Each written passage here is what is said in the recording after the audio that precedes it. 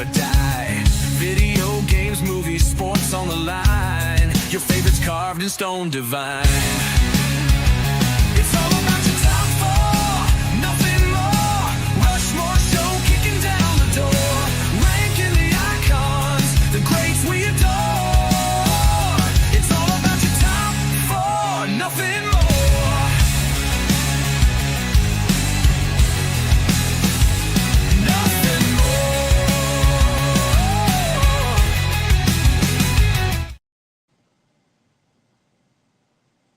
The Rushmore Show, where it's all about your top four and nothing more. We got 5 folks in here in this house. We got 10 like hype from Fat Boys Gaming.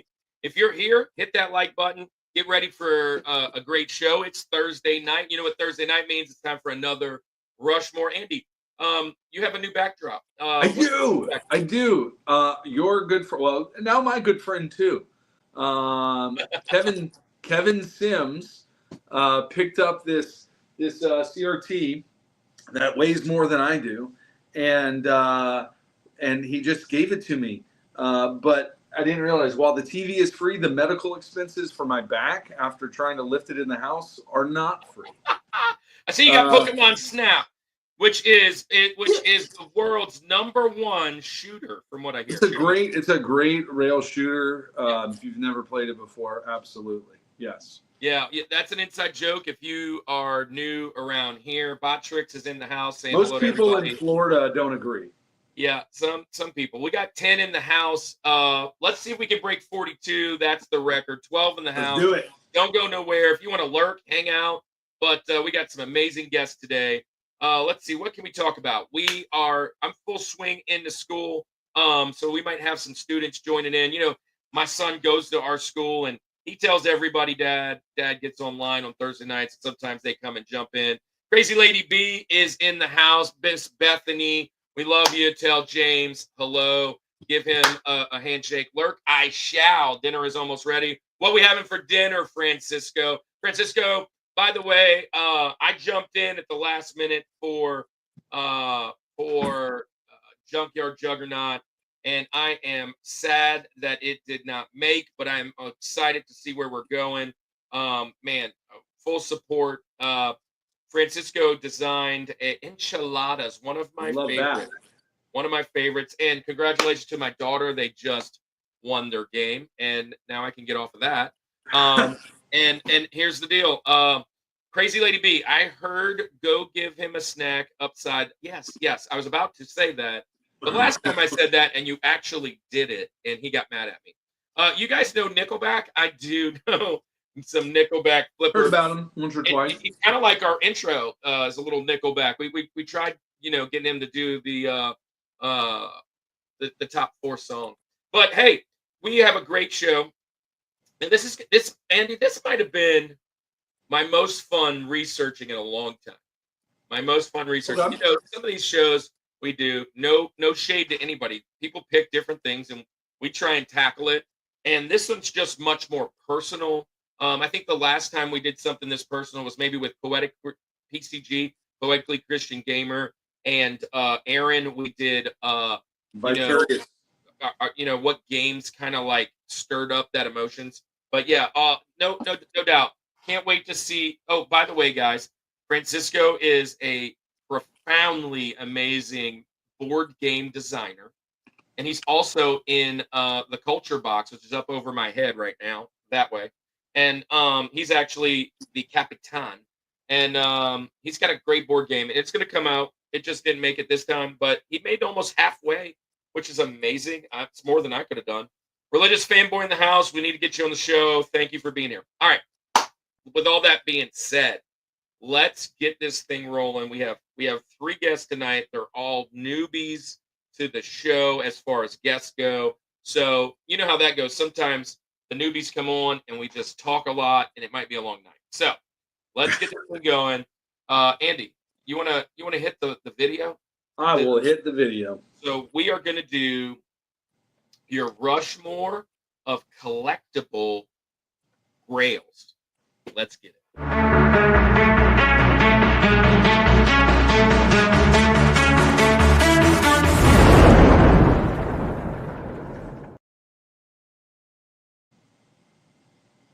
collectible grails, an amazing topic, Andy. So what we're talking about today is essentially if you had basically an unlimited pot of money, right? Lance's fans from here, hey, Lance's fam, don't go nowhere. I'm about to throw you a wrench. Andy, hit that beautiful bean footage for Lance's family. Let's hit it.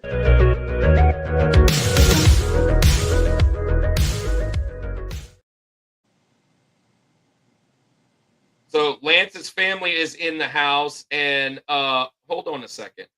I have to do a little erasing. And yeah, I don't know how that's even a thing, but sure. Lance's family in the house. You are now a moderator, so you get to hang out. And not yet. I'm about to give you a moderator, but you're a part of the Summit Squad. I got sidetracked because I see we have a great friend hanging out in the weeds. So welcome to the show to our great friend that's hanging out in the weeds as well. You are a special individual, and hello, welcome. And so with that being said, let's get this thing going. Let's get our friends on the channel. Bryce is in the house. We love Bryce. Bryce is our dude. Bryce is going to be on the show again here soon. And let's get our guys out here. So first off, we're going to get, let's go through the list. So we're going to get our guy, FerdBird the Nerd, amazing comic book creator, not comic book creator, but comic book channel creator. And get him out here. And we got Todd Does All Things. Get him on out here. And we've got Rebel War Pig Designs, Lance Duet. Get him out here. Let's do this. Nemesis Prime is in the house. Welcome, guys. If you are here, say hello to all of our friends. We'll start FerdBird, man. FerdBird, we've been kind of hanging out for a while, and I've been lurking in your chat. You've been lurking in ours, and trying to get you on the channel, and we finally nailed it. So you were the one that picked this today. Tell everybody what's going on your channel. Tell everybody why they should go and visit all 19s of them, and welcome them over into your community. Yeah, man. Been watching your guys' show like kind of off and on for quite a while actually, and I just really like the setup. I like your guys' vibe.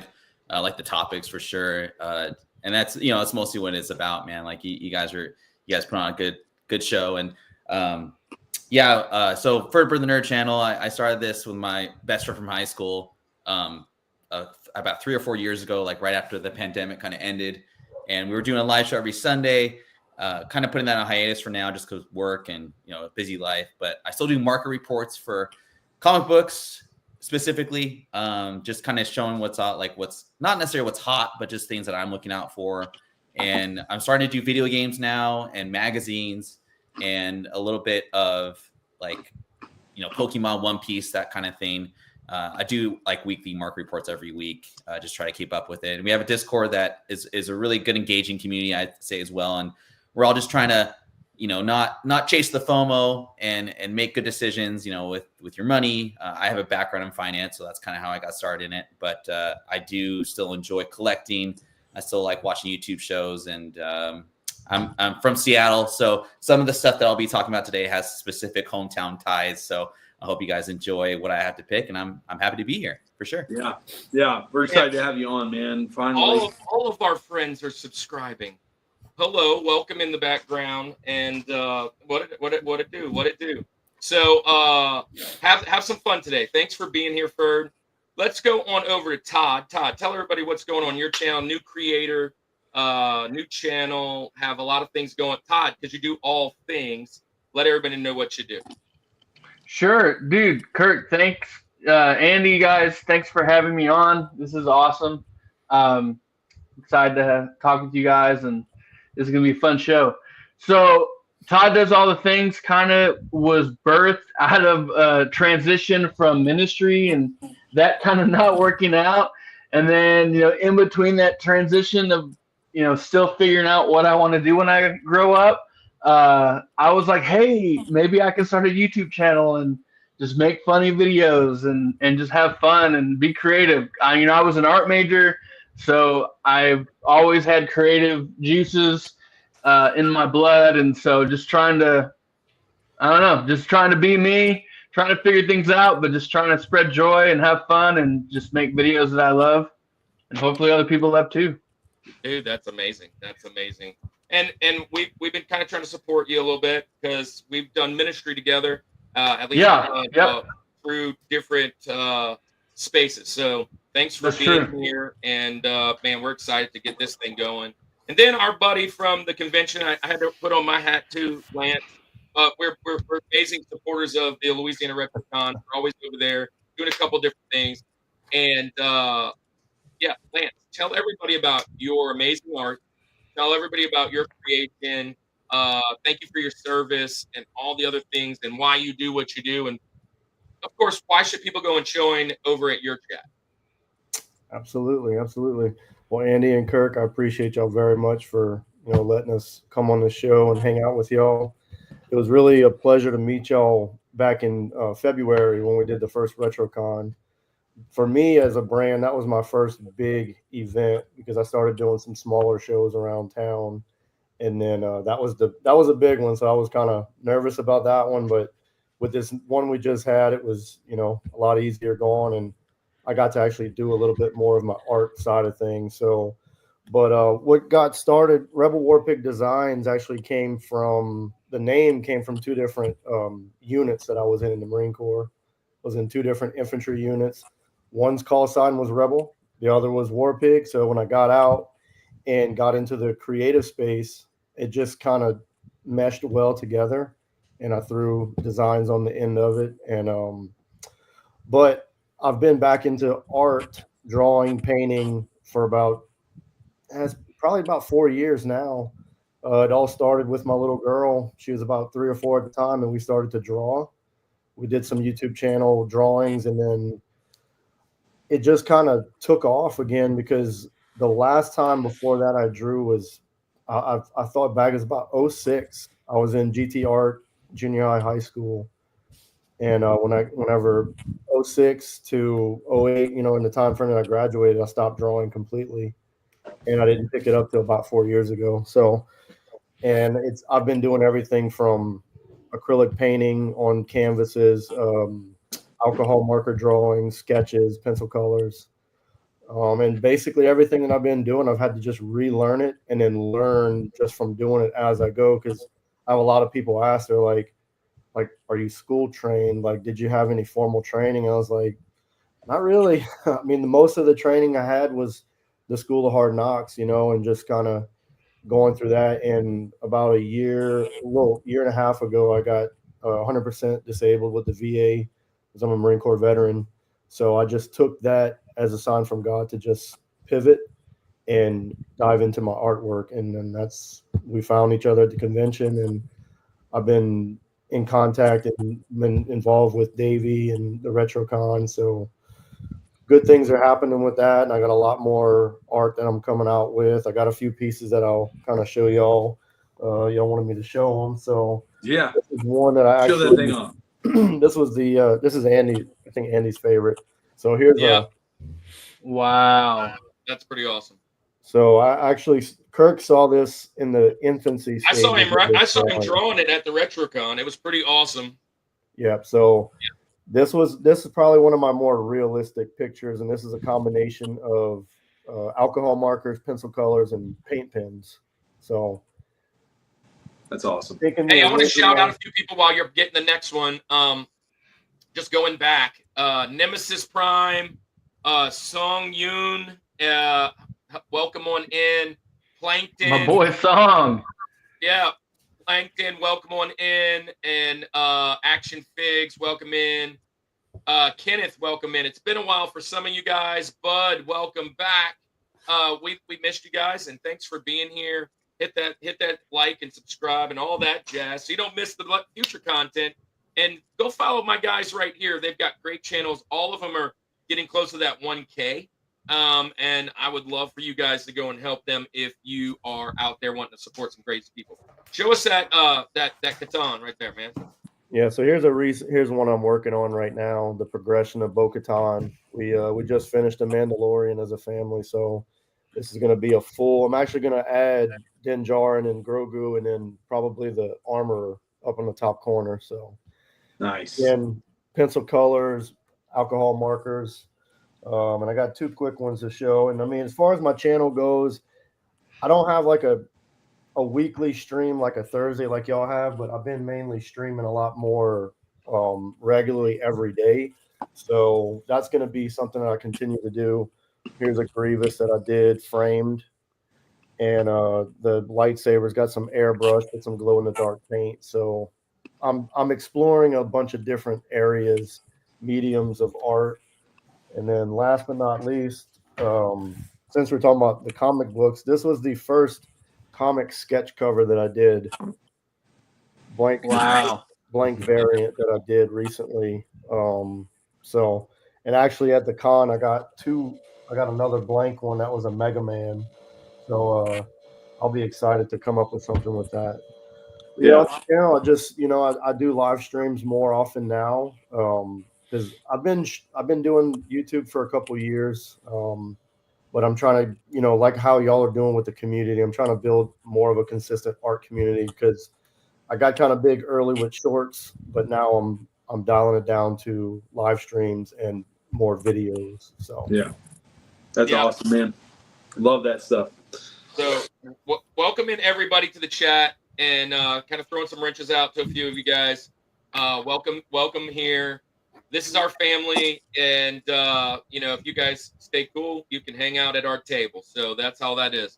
We're going to talk collectible grails today. Now, here's the thing. Let me explain to some of the people that haven't been here in a while kind of what we do.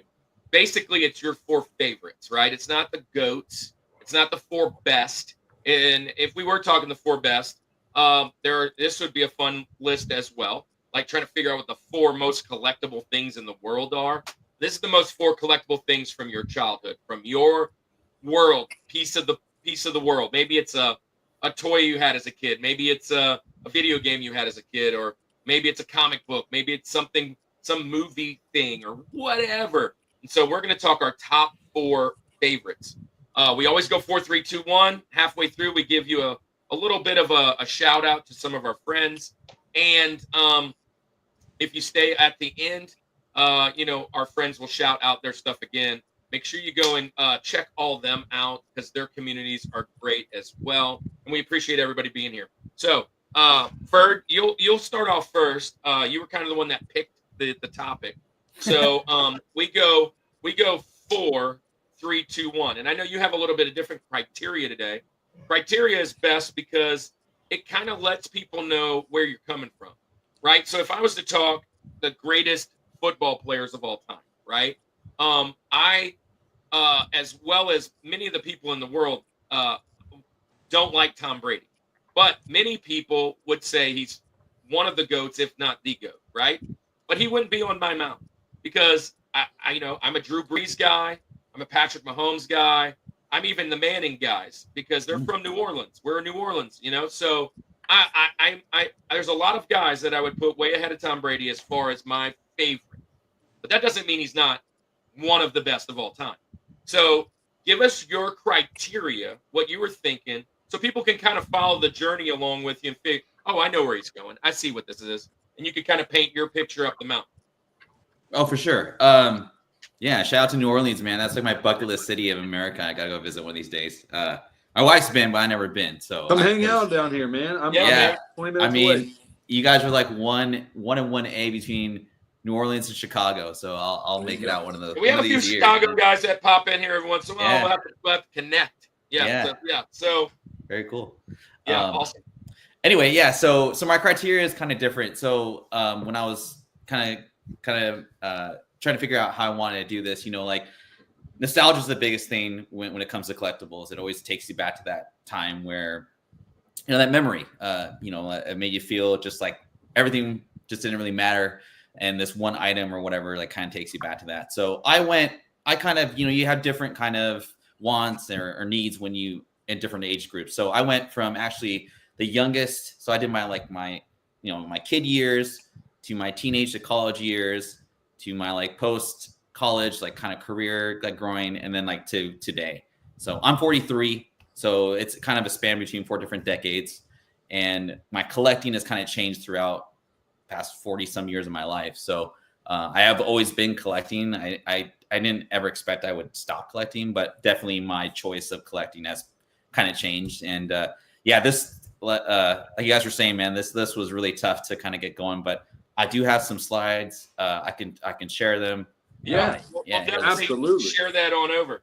All right, let's so do it. Number 4, we call it Rosie for Roosevelt. We kind of ranked the mountain to give us just the 4, 3, 2, 1. It's very arbitrary, just kind of how we felt that these guys might land on a top 4 list.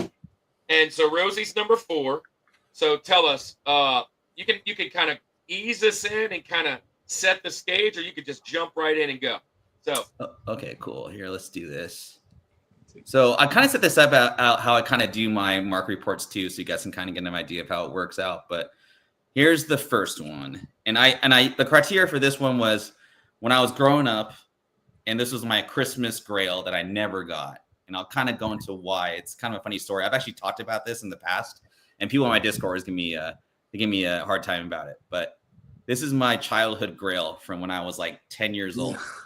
So I saw this in the JCPenney catalog, which is it's funny if you look back at like 1990 JCPenney catalogs, they go for like 10 to 15 bucks on like eBay, but I swear it's like the best 15 to 20 bucks you'll ever spend looking through just old stuff. But anyway, so I saw this on in a magazine, and I promise you, I begged my parents for this for like from October on. I mowed the lawn. I would go on the roof and cleaned up like the gutters, like as a 10-year-old. I swept everything, I did all the stuff. But I worked my butt off to try and get this. And so as I'm 10 years old, 1992, going under the tree, I look and I don't see the box. I'm like, okay, well, maybe it's like a gift certificate. Maybe it's something else. My parents got me a Tommy Hilfiger polo instead of this G.I. Joe General. I was devastated. Let me tell you. Devastated. I mean, I worked hard for that. I thought I was going to get it, just whatever. Not a big deal, but like looking back on it, it's always something I always wanted. And I actually looked it up. So I'll do a little market kind of research for you guys too. So if you do want to get this, it goes for about $500 loose and $200 just for the box. And I'll tell you, like the box is not in good condition, but that's what's going to cost you to get this. So it's not unattainable, but I don't know what I would do with it today. I'd probably just keep it in the box and just look at it and, whatever. But this is my childhood, quote unquote, attainable Grail. So goodness gracious. I love that. What would I do with it today? That's one of the reasons that I actually don't go broke at these conventions. I want it all. I want everything there, but then I'm like, what am I going to do with it? And I wouldn't even give it to my son because he's like, I don't play with that, or I don't collect that. Mm-hmm. So it's like, what am I going to do with it? But it is one of my favorite words is nostalgia, same as Andy. And we just kind of dip into that and at every convention. And we've seen stuff like this there. And I almost brought out, it's on my deep cut honorable mentions. So I think we're not going to get too many matches today, but I have some other G.I. Joe lurking in case I lose something. But man, great pull. I remember this toy completely. Okay. I never owned this one either. I definitely didn't own this one, but I had like every G.I. Joe known to man. While I was going through this, I was like, do I want this one or do I want that one? Do I want this toy or do I want this vehicle or that boat or that? And I was like, I couldn't pick it. I couldn't pick out which one I wanted. So I kind of moved G.I. Joe down further because I'm like, I just want the whole set. But so I'll be honest, the G.I. Joe for me, there's not as much nostalgia there. I mean, there were certain like toys I think that we had that were loose. Most of my quote unquote G.I. Joe toys were probably like Family Dollar version of G.I. Joe. You know what I'm talking about. It was like Super America Man or I don't know. Isaac below. Isaac's a great guy in the chat. So like their arms only move up and down, right? Yeah. If they move at all. But But I do think these are cool because you go to That's these cons, right. like you said, there's some of those booths that's like, man, this stuff is impressive. So, you guys have any nostalgia for G.I. Joe? Is that anything for you guys? Oh yeah, I mean, I'm not as old as Ferdy, but I definitely grew up where GI Joes were a big thing. I'm 38, so I mean, like I grew up where we had like the Ken doll, GI Joes, and like the little like small ones that like moved every which direction. A lot So of I points of definitely manipulation. yes, that's accurate. So yeah, dude, GI Joes were very awesome childhood memory. Andy, and Lance, have you been to St. Tammany Collectors Con? No, not yet. That's Okay, the one I well, want to get hopefully you to. get a chance to make it over to St. Tammany Collectors Con. The next one's in November. We'll be there. We'll shout that out at halftime. But Andy, correct me if I'm wrong, but I think Ben, the creator of one of the You are reasons correct. he started was because of his G.I. Joe collection. Yes, he is a G.I. Joe fanatic for sure. And I've had the privilege of going to his house and seeing kind of his grail that he has at his house. It's pretty impressive, some of the stuff. So, yeah, he's a big G.I. Joe guy. You should definitely get there. It's we can hook you up with Ben for sure. It's a good friend. Yeah, great guy. All right, man, we got 20 in the chat. If you haven't hit it already, hit the like and say hello. If you want to lurk, that's fine. Don't Hello to speak you. so soon, Yeah, Lance's fam.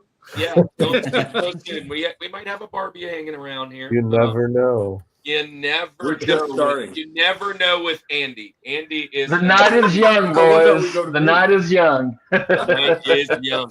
All right, so let's go next. Let's go to Lance. Lance, you'll go second today. Okay. And Lance is a part of Rebel War Pig. If you haven't already seen, go check his art out. Lance, we're at Rosie. What were you thinking when you kind of were addressing the topic and trying to figure out what you were going to do? Yeah, like you said, this was very tough because it's such a wide open topic with everything. And I mean, I was born in '89, so right in that era of a lot of great '80s toys moving into the '90s. But for me, the criteria, thinking of collectibles, because like I have a lot of my childhood toys, and I guess I never really thought like I would collect, but I still have them. So what I was really looking at, and I mean, I got away from everything for a long time, and then like in 2020, pandemic, kind of got back into looking at different things and collecting and stuff. So biggest criteria for me was being able to have a copy of something that was sealed, new in the box or complete in the box. So sealed basically is the main criteria that I was looking at across the span of the different items that I'm looking at. Gotcha. All right, so Nice. get us started. What's your Rosie? So my Rosie, and this was something that we were actually, this one I just kind of actually came up with it today because I grew up with lots of, so I'm only child, right? So, spoiled only child.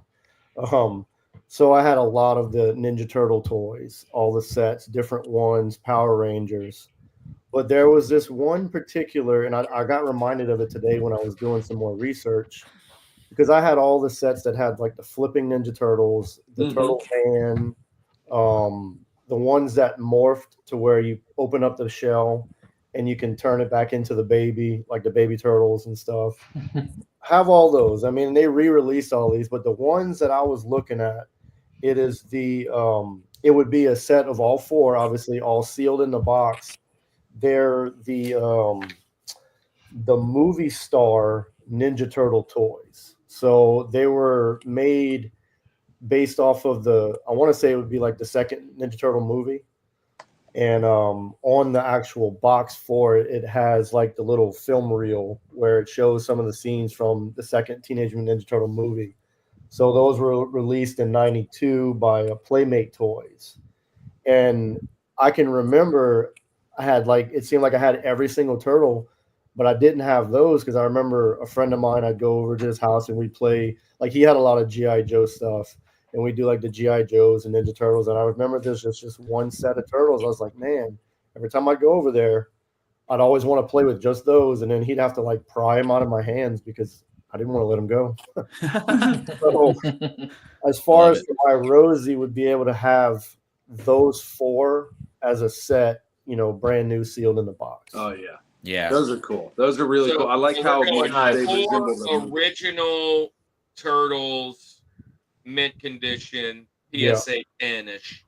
Yeah, I mean, they don't have to be like for those, not necessarily have to be like graded, but in the What I container. meant was great condition. Yeah, like, yeah, like top of the line, like not just good at card. least, yeah, Right, at least blister sealed in the box, still, have that fresh 1992 air. Yeah. Yeah, I like that. But obviously 1992. the whole set, because you can't have just one of the 4 turtles. If you got So one, I love this. So a lot can be said about who your turtle is, though, right? So we got That 5 is the people. biggest personality test, I believe. The most telling. Best personality. Dang. Best personality test is what's your turtle. So, Lance, we'll let you go last. Todd, who does all things? Who's your turtle? I'm a mix between Raph and Mikey. Like It sounds I have like like the Raph is angry, like broody side, but I have the goofy, fun, like silly side also. So I I would love say it's this. like a mix. I love this by Koi Fish, right? Technodrome Optimus Prime with trailer, Power Glove, and anything Thundercats. Nice. Anything Ferd, Thundercats. I Ferd, like who's that. your turtle? Who's your turtle? I gotta go Michelangelo, man. Yeah, Mike. He's a party dude. I still have my Michelangelo plush from when I was 10 at Knott's Berry Farm. Michelangelo, heat up. party dude. It looks weird, but I Speaking can't let of go of it. Yeah. Yeah. One of these amazing conventions, I picked this up. Check this out. Ooh. Oh yes. Dang. Oh, that's like where? Oh, Wow. That's awesome. Oh, cool. Yeah, but reminds me. I haven't of- hung that up or framed it yet. But it's going to be pretty cool in the game room type thing. Yeah, I didn't finish that set, but now that you bring that up, the Yeah, those are There you awesome. go. I did That's the- clean, Wow. man. That's a Good clean beat. drawing, man. Those are nice. So this is a good pick. My pick. Love those. Well, Andy, who's your guy? Well, we all know I'm a party dude. Mikey. Yeah, you're Mikey all day. I You're don't want Mikey. any So other Mikey turtle. has 2.5 votes. I am 1,000,000% Donatello. And that's Yeah, wild. Really? Wild. 100%. Whoa. Okay. So I love Michelangelo. He's probably number 2. Raphael's number 3, and it really means something if you pick Leonardo. Seriously. But I picked Donatello. 1, he's the nerd. 2, he's the tech guy. And 3, he swings a big stick.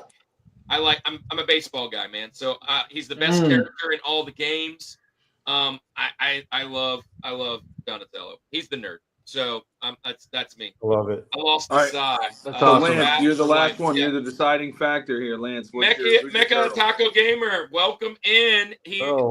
he's hanging out over in some other chats. There you go. Samurai Western and Armored Nexus for PS2, and Miss Saga, the New Dawn for PS2, Figma Telos from Xenosaga 3, and I also want Gundam versus PS Vita TV console. That's pretty awesome and legit.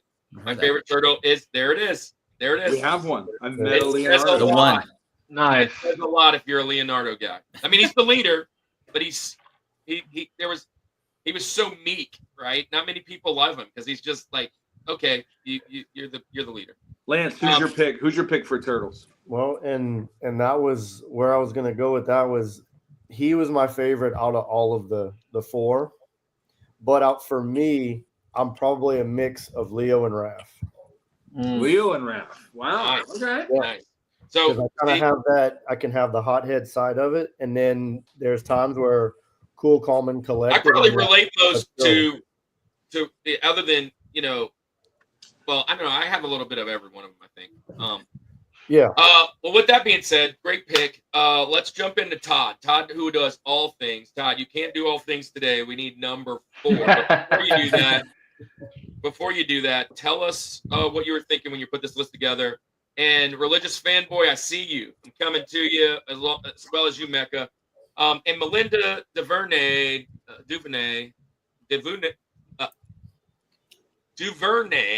or Duvernay if you Wunderbar. live in Louisiana. Because it's Duvernay in Louisiana, because you don't say the R. Duval. Anyways, it's me, Dax. So, welcome into the show, guys. So, Todd, what you got?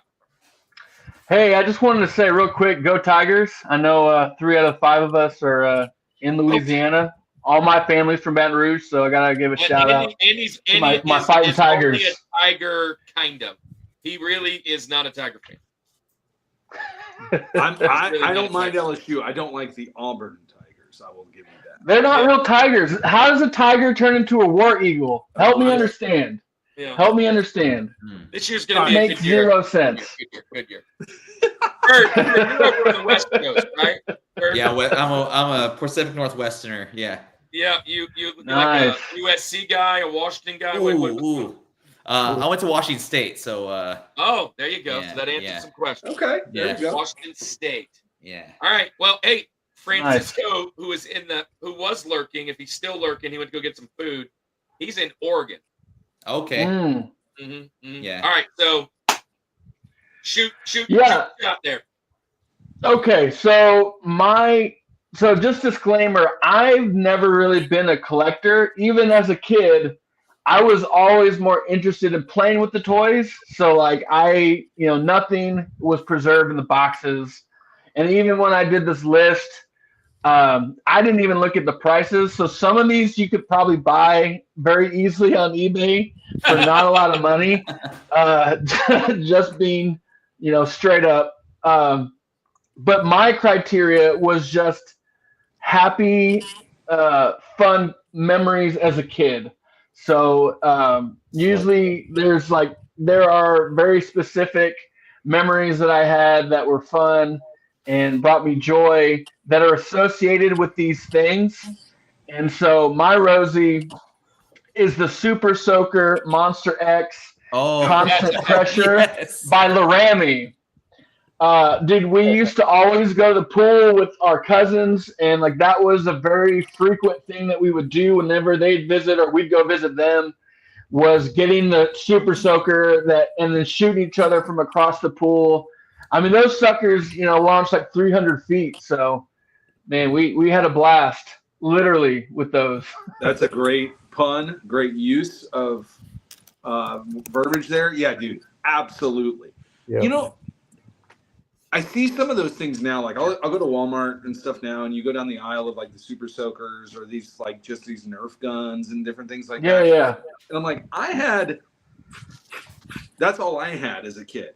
And like Yeah, now yeah. they have like Nerf grenades that blow up with mini. You're like, what in the world's happening? It's crazy. It's insane. Yeah. Battery. They got the And then I Nerf look at the rivals prices. and And I'm like, my parents loved me if I got that stuff because like those prices, that's wild. My parents weren't paying that. That's why I had the Family Dollar version of everything. So Do you remember the backpack?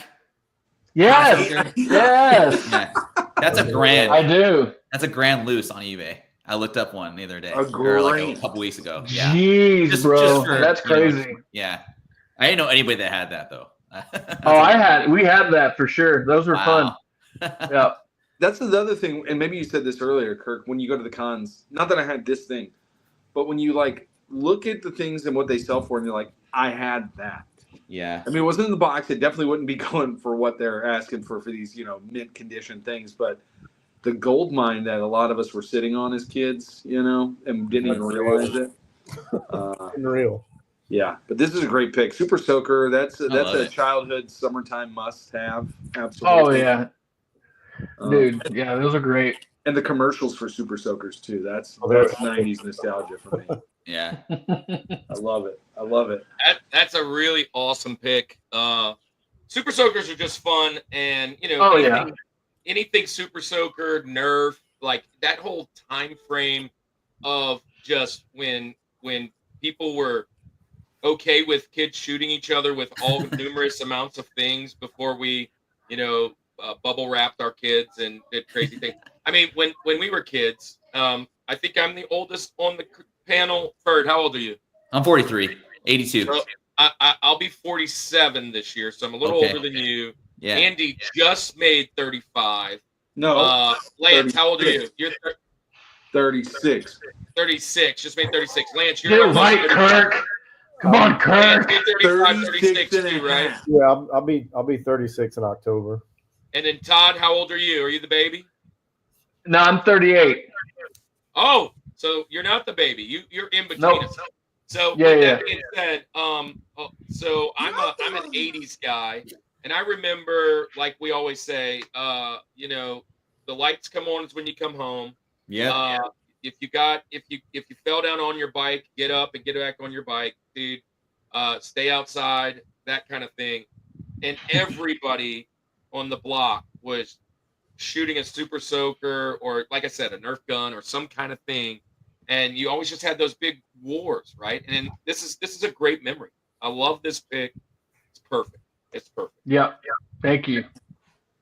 And that Yeah, evolved so into like airsoft and stuff too. Oh yeah, man, airsoft. That's a whole nother story. That's another category. You know, Yeah. it's crazy. I mean, Like, hey, I don't like the paintballs, but I'll do the If you have pellets, an you know? airsoft gun, you are looked at like a dangerous person. So People with the airsoft guns, there was a certain clientele of people that had airsoft guns. They were the kids I didn't want to hang out with. hey, so That is so welcome true, in. Andy. Like, and no knock on anybody if you had it, but at least in my hometown, that was like that trailer park over there. I was like, I'm staying away from those kids. I Oh, want to have That's fun, funny. but I don't want to hurt myself that bad. so Yeah. hey, in comes in some friends. Darth Lopez, Commander Cody here Yep. for Ferd. Thanks for being here, guys. Andy, give them and all the other new people that might be here. And April Jackson. Give all those folks. Welcome to the Summit Squad. What's up?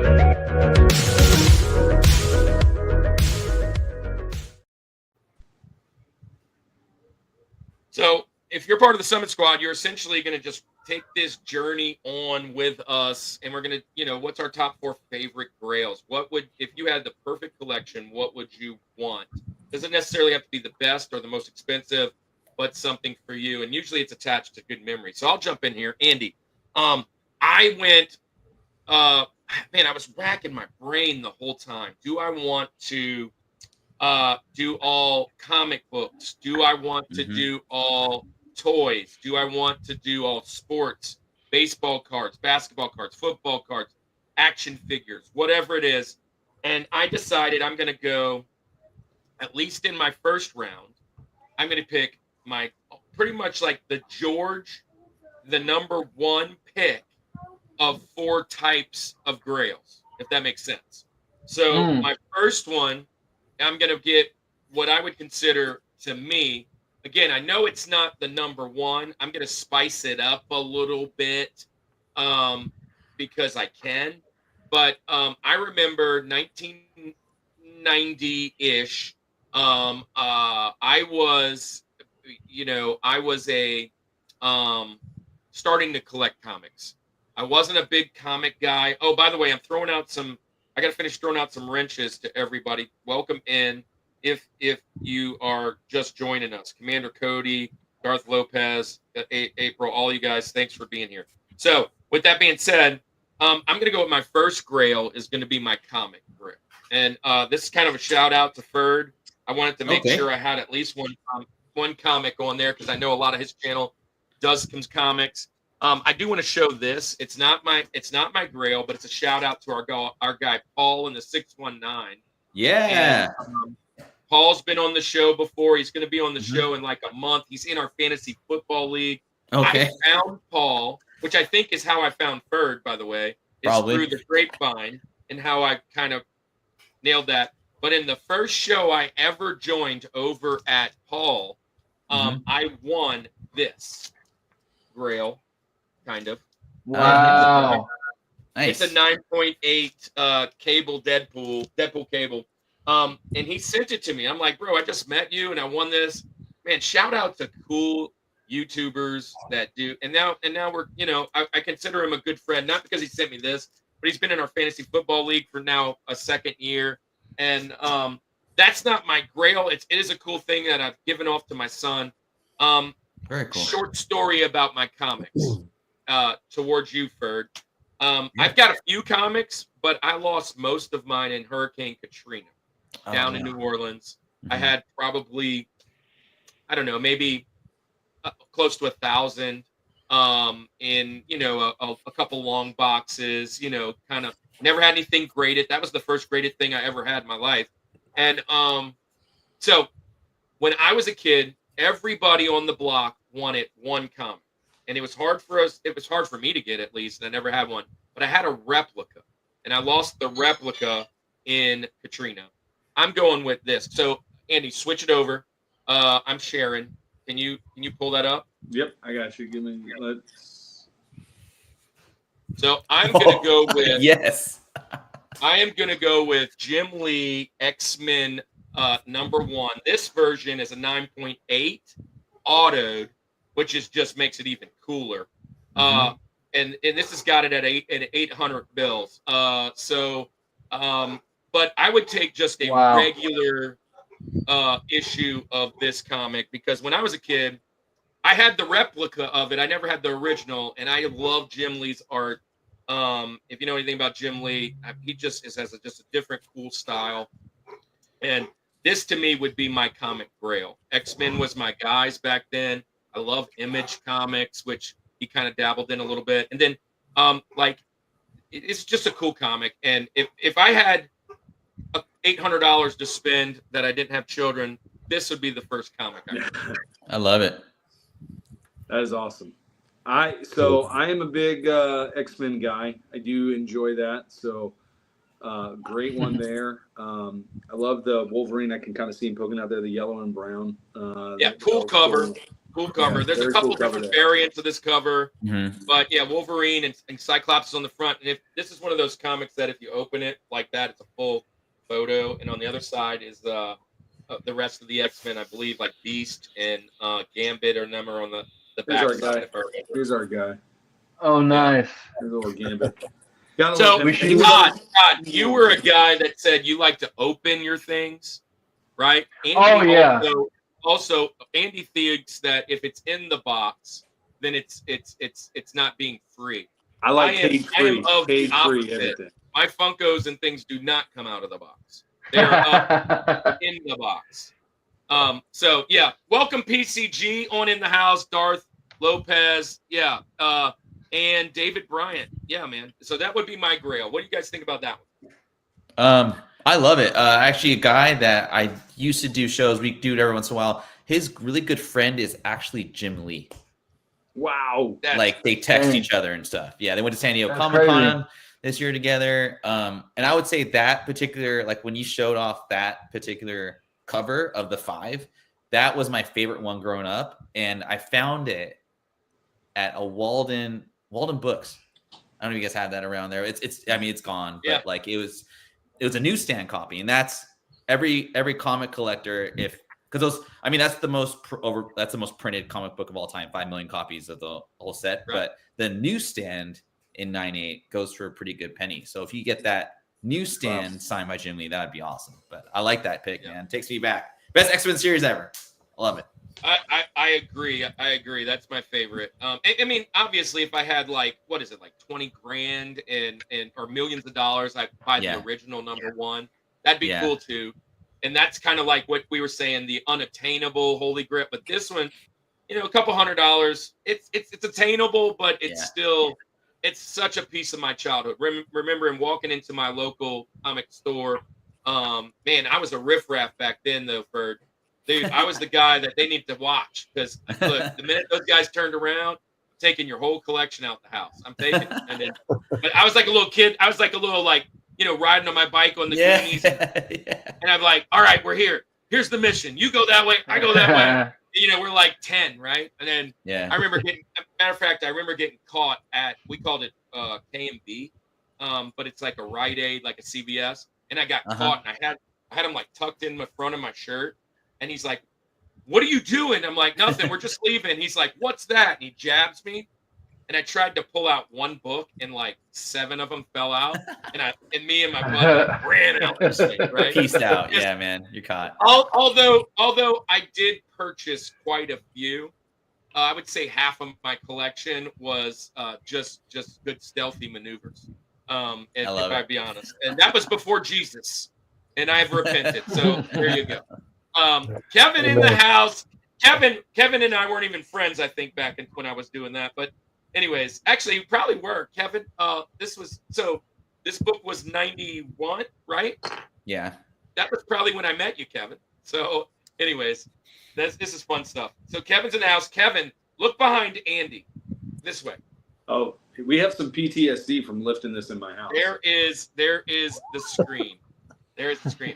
Religious Fanboy like says his those good comic old grail TVs. would be the post-crisis first appearance Jason Todd Robin or first appearance of Deathstroke. And then Nightbot says, yo, Jason Todd, my favorite Robin. Jason Todd is cool. I was actually just talking. My son's reading. I don't know what he's reading, like what comic it is, but it has like a bunch of the kids. And he's like, Dad, I don't know this Robin. And we were kind of like looking up all the Robins because he was like, I don't know this one, whatever kid it was. Yo, Mr. P, there's one of my students in the house, Mariano from 6th grade. 6th grade's awesome. Welcome in, dude. I'm going to throw you a little moderator. Thanks for being here. Thanks. Hope your year's going great for Mariano. Mariano, you might want to stick around. That's a really popular name tonight. So, anyways, just some foreshadowing. All right. Well, I'm going to go up now, I guess. So my pick here, criteria-wise, it's all nostalgia. Similar to what Todd said, I didn't really look into like what's the going rate value for these things right now. So I mean, maybe you can get these things. My first one is I'm no stranger to controversy on this show, so it's not necessarily even a grail, but it certainly was a collectible as a child, and there's a lot of nostalgia tied to it. And actually tonight I have a physical copy of everything that I'm going to mention. So I actually have some. Wow. So flexing on us hard. If you go all the way back, my Rosie, this was my first collection. This is, I think, what started kind of the like wanting to collect a certain different thing. And it's weird. It's going to be odd. It's not anything that you don't see these at cons because that's not what this is about. But I have probably about 20 of these things, at least in my house. Kirk, I think you're kind of in that same realm with me with this. My Rosie, my grandmother got me my first one, and I actually have my first one right here. My original, what started it all.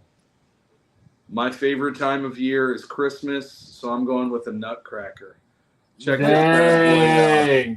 This guy has seen better days. He's got hair falling out. He's actually got more hair than me, too, and he's older than me. But super weird. I get it. It's not what we would normally have thought on this show. But this was a tradition that every Christmas my mom would get, or I'm sorry, my grandma would get me a Nutcracker. And it, like, at first it was like, really? Why were you getting me Nutcrackers? But it became a thing where every year this was happening. Now that stopped after, kind of in childhood or whatever. But after that, I started purchasing them, and it's when we do Christmas decorating, it's the thing that I have to put out. My kids give them names. We have some different ones. Like I've got a surfer one. I've got some funny ones, some different ones. I've got like a shepherd, a bunch of different, a snowman one on a horse. Like there's all kinds of different things. But this is the OG. This is and this is actually, believe it or not, in the best shape of all of mine because this is like solid wood, like legit right here. But anyway, I don't know, like necessarily in a collector's world, like this isn't like a complete set because there's just a billion different Nutcrackers that are out there. But this was my collection. This is where I'm going. If I could have more than 20 and I could just fill my house, if I could open up a Nutcracker museum, I would. This is just all nostalgia to me. Every time these things come out, there's so much sentimental value to them. It's probably worth 14 cents, but it's okay because for me, for nostalgia, I had to mention the Nutcrackers. Can't put a price on that one. Yeah, That's awesome. Yeah, I'm gonna let him sit right here. I will say this: we collect these at our house every year. Our kids alternate which one gets to pick the Nutcracker for the year. Some of my favorites is I have one as he looks like a Yankee player, and he's holding a bat. And actually, I have two of those. I have one of those really expensive ones. It was on sale at the end of the year, and my mother-in-law picked it up. It's like $100, $150 one, and she picked it up for like $20. I was like, "Why'd you buy that?" And she's like, "Oh, it was on sale." I was like, "Good, because I don't need $120 Nutcracker." Yeah, there. So Dave says, I think my wife has 40 or 50. We probably have. Wow. We probably have about 20. We probably have about 20. So for like the last 12 years, we've been getting one a year. So Dang. That's crazy.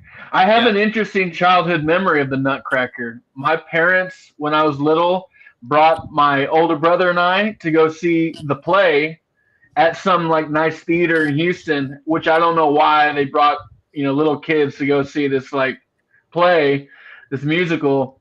And there were these three-headed rats, like these like people in like these suits with like it's like a three-headed rat. And I remember like during the intermission, like seeing them in like the hallways and like, oh, I want to go kick them. So I'm sorry that I'm bringing up horrible memories of three. I'm saying I'm just triggered right now, Andy. I'm so triggered. Well, don't kick those. Those are from Grandma. And Yo, here's supporting FerdBird the Nerd. Hey, welcome on in. Throwing you over a welcome. And thanks for being here. Who remembers the Sean Alexander in the Nutcracker? I'll bring it back, Renee. That is bringing it back. Sean Alexander, Roll Tide. So I knew Oh, it. yeah, that's right. I forgot. I knew we were going to roll Tide. Oh, my goodness. Our show just got really, really bad reviews. So, anyway. I did not know like Sean about. Alexander. He's one of the best elephants ever. He's one of the best. I did not know about Crimson Tide until Sean Alexander came to Seattle. So thank you, Sean Alexander, for Roll Tide. Madden 06 cover. Yeah, that was the curse year. That because he 06? signed that extension and he just went downhill. That was the curse. Look, they say at the end of the world, there's if a nuclear bomb goes off, roaches still exist, and Alabama will still have a running back. That's that's always going to be a thing. They're gonna. Oh, we got some UWers in the house. Just watch them Tigers this year. That's all. That's right. That's right. Go Tigers. All right. So here we go. First round. We are an hour in. We are only at round one. If we don't want a 7-hour show, we're gonna have to pick up. We're approaching Joe. No. We actually might want that though. All right. So first off, let me throw this out. PCG. There isn't a chance that I would ever have a Broncos ornament on my Christmas tree. That is heresy. So with that being said, let's start back over. You don't have to do we're in round 2 now, Ferd. You're up. You don't have to do a criteria. You can just jump right on in. Cool. If you want to share my I went to the I forgot slide. you had that. I'm curious if you guys know this card though. So this I remember buying Skybox Metal in the mid-90s. Jordan was my favorite player. This is like Kobe's I think second year in the league. But this set was the set to get. Now, I feel that this is the rarest Michael Jordan card ever, other than one of ones. This is like the one to get. Now, this set was the chances of getting one of these cards, and there's 90. So each player in the NBA got a card of this particular insert set, and it was 1 in every 17,500 packs was your odds. So it's extremely rare. On top of that, I don't know if any of you guys ever bought Skybox Metal back in the day, but a lot of these cards are foil. So even if you open them up, you're not guaranteed like a mint card because a lot of times they would stick to each other. And so a lot of these cards that come to market, they're damaged. They're like out of a 1 through 10, they're maybe like a grade 6. However, And I cannot find a listing for this other than golden. Do you guys know who Austin Crozier is? Exactly. His card goes for $2,000 on eBay, and there's like 17 watchers watching this card. This is like the Grail of Grail sets. I can't even put a dollar amount on this card because I've never seen it to market. But I would go as far to say this probably goes for higher than his rookie card, just because of the nostalgia of it, the year. I mean, this is like Jordan's twilight years. It's not a lot of people know about this card unless you're a hardcore collector. There's a Scottie Pippen version of this going on golden for like, I want to say $25K in a grade 6 out of 10 PSA. Anyway, there you go. Austin here he goes. Nice. Yeah. So anyway, very, very sought after set. It's like, you know, kind of the golden era of Jordan. And if I had $1 million, I'd pay $2 million for this card. If I ruled the world, imagine that. Austin Crozier, average 6.8 points. Well, his last year he had 2.9, 2.4, and 0.6. Great pacer, great role player. Yeah, you got that. Great. Hey, Mariano, thanks for hanging out. Awesome Yu-Gi-Oh cards. And Cody says Austin's a former pacer. Iowa. And go dog sick. Yeah, we're not gonna go back to that. Go dog sick. So I live in Atlanta, by the way, and so I hear that nonstop, but whatever. Someone is trying to sell it on eBay for almost $1 million. I believe it. $1 million. That's crazy. Yeah, so that's a cool pull. Hey, real quick, I Austin, love he was the prestigious 6th man of the year. Yeah, he was a baller, man. 2001. So Yeah. he's a Shot caller, 20-inch blade. Never mind. On the Impala. Yeah, no, we can't go any further, Todd. No, that's as far as we can go. Well, all right, 21 in the chat, man. Thanks for all being here. Real life in the house. Looky what we have here, guys. If you love Grails, this guy's whole channel is filled with it. He loves Grails and just fun stuff. Go follow the Real Life Perspective. That is Sean. He is a great show, and I still don't think that He's Dragon's the cream of the Den crop that rises to the top. Ooh, Yeah. So all right. Todd. Wait, was Todd? Coffee or in the Lance? morning. Who went second? Was it Todd or Lance? It's Lance. We got Yeah. Lance. All right. So my next pick. So in some of these, well, the next two, I'm kind of like Andy. Now I have them, but not in the form that would be my Grail. So the next one is very near and dear to my heart. I think this one will also be to some of y'all. But mine would be to have this, like I said, factory sealed. I can't tell you how many hours I've lost in my life playing this game. And it's really cool because it's actually my kids are getting into it as well. They love it. It's got some great tunes, great story. That one would be a factory sealed Banjo-Kazooie. Nice. Oh, Andy. Oh, we might actually crush today. We might actually crush. So that was my Andy's got pick it for. within reach. Within reach, we might actually crush. And then we got some of these guys right here. Nice. Some of these I found not Yeah. extremely valuable, but I had to have absolutely them. love this game. Oh, I love how it's still in the box. Yeah, still in That the is box. perfect. Wow. See, so for me, Yep. Just rip it open. Rip it open. well, this one I probably should because this one's got a little ding right there. So So that one went Kevin down. says, "Dear to Andy's heart." Oh, Yeah, nice. I mean- Banjo. Oh, also, Yeah. Taco there it was is. talking- There it is. There it is. yeah, this one. Andy mean, and I this love is to my- say that. There it is. There it is. Love this. Oh, nice. game. Banjo Love Kazooie is a it. nice one to have. Well, and then this is my childhood In copy. 64, and Andy's loving it. Yeah, I'm and I loving mean, it. So Yeah, Ferd, you if you can haven't definitely- Ferd, Bird. Ferd the word. Hey, listen, if you haven't heard, Andy is a 64 guy.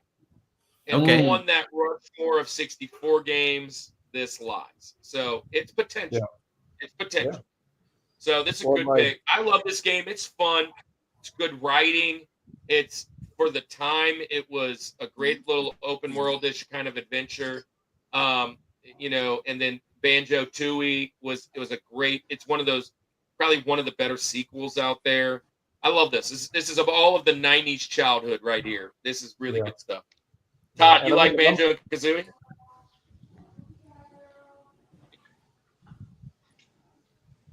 No, What were you gonna say, Lance? Lance.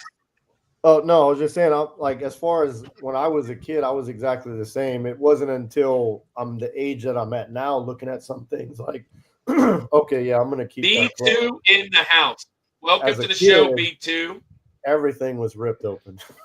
Yeah. That's a tight name, I- too. I like that. Banjo Kazooie is actually one of my favorite characters on Super Smash. So that's all I'm saying. Yeah. I'll say this, Lance. I'm off tomorrow, so you just decided what I'm doing tomorrow. I'm gonna play Banjo. And look, we were just at RetroCon. Great Yeah. Kirk Hope, the composer of the Oh, Banjo gosh. Tell Kazooie them about music, that.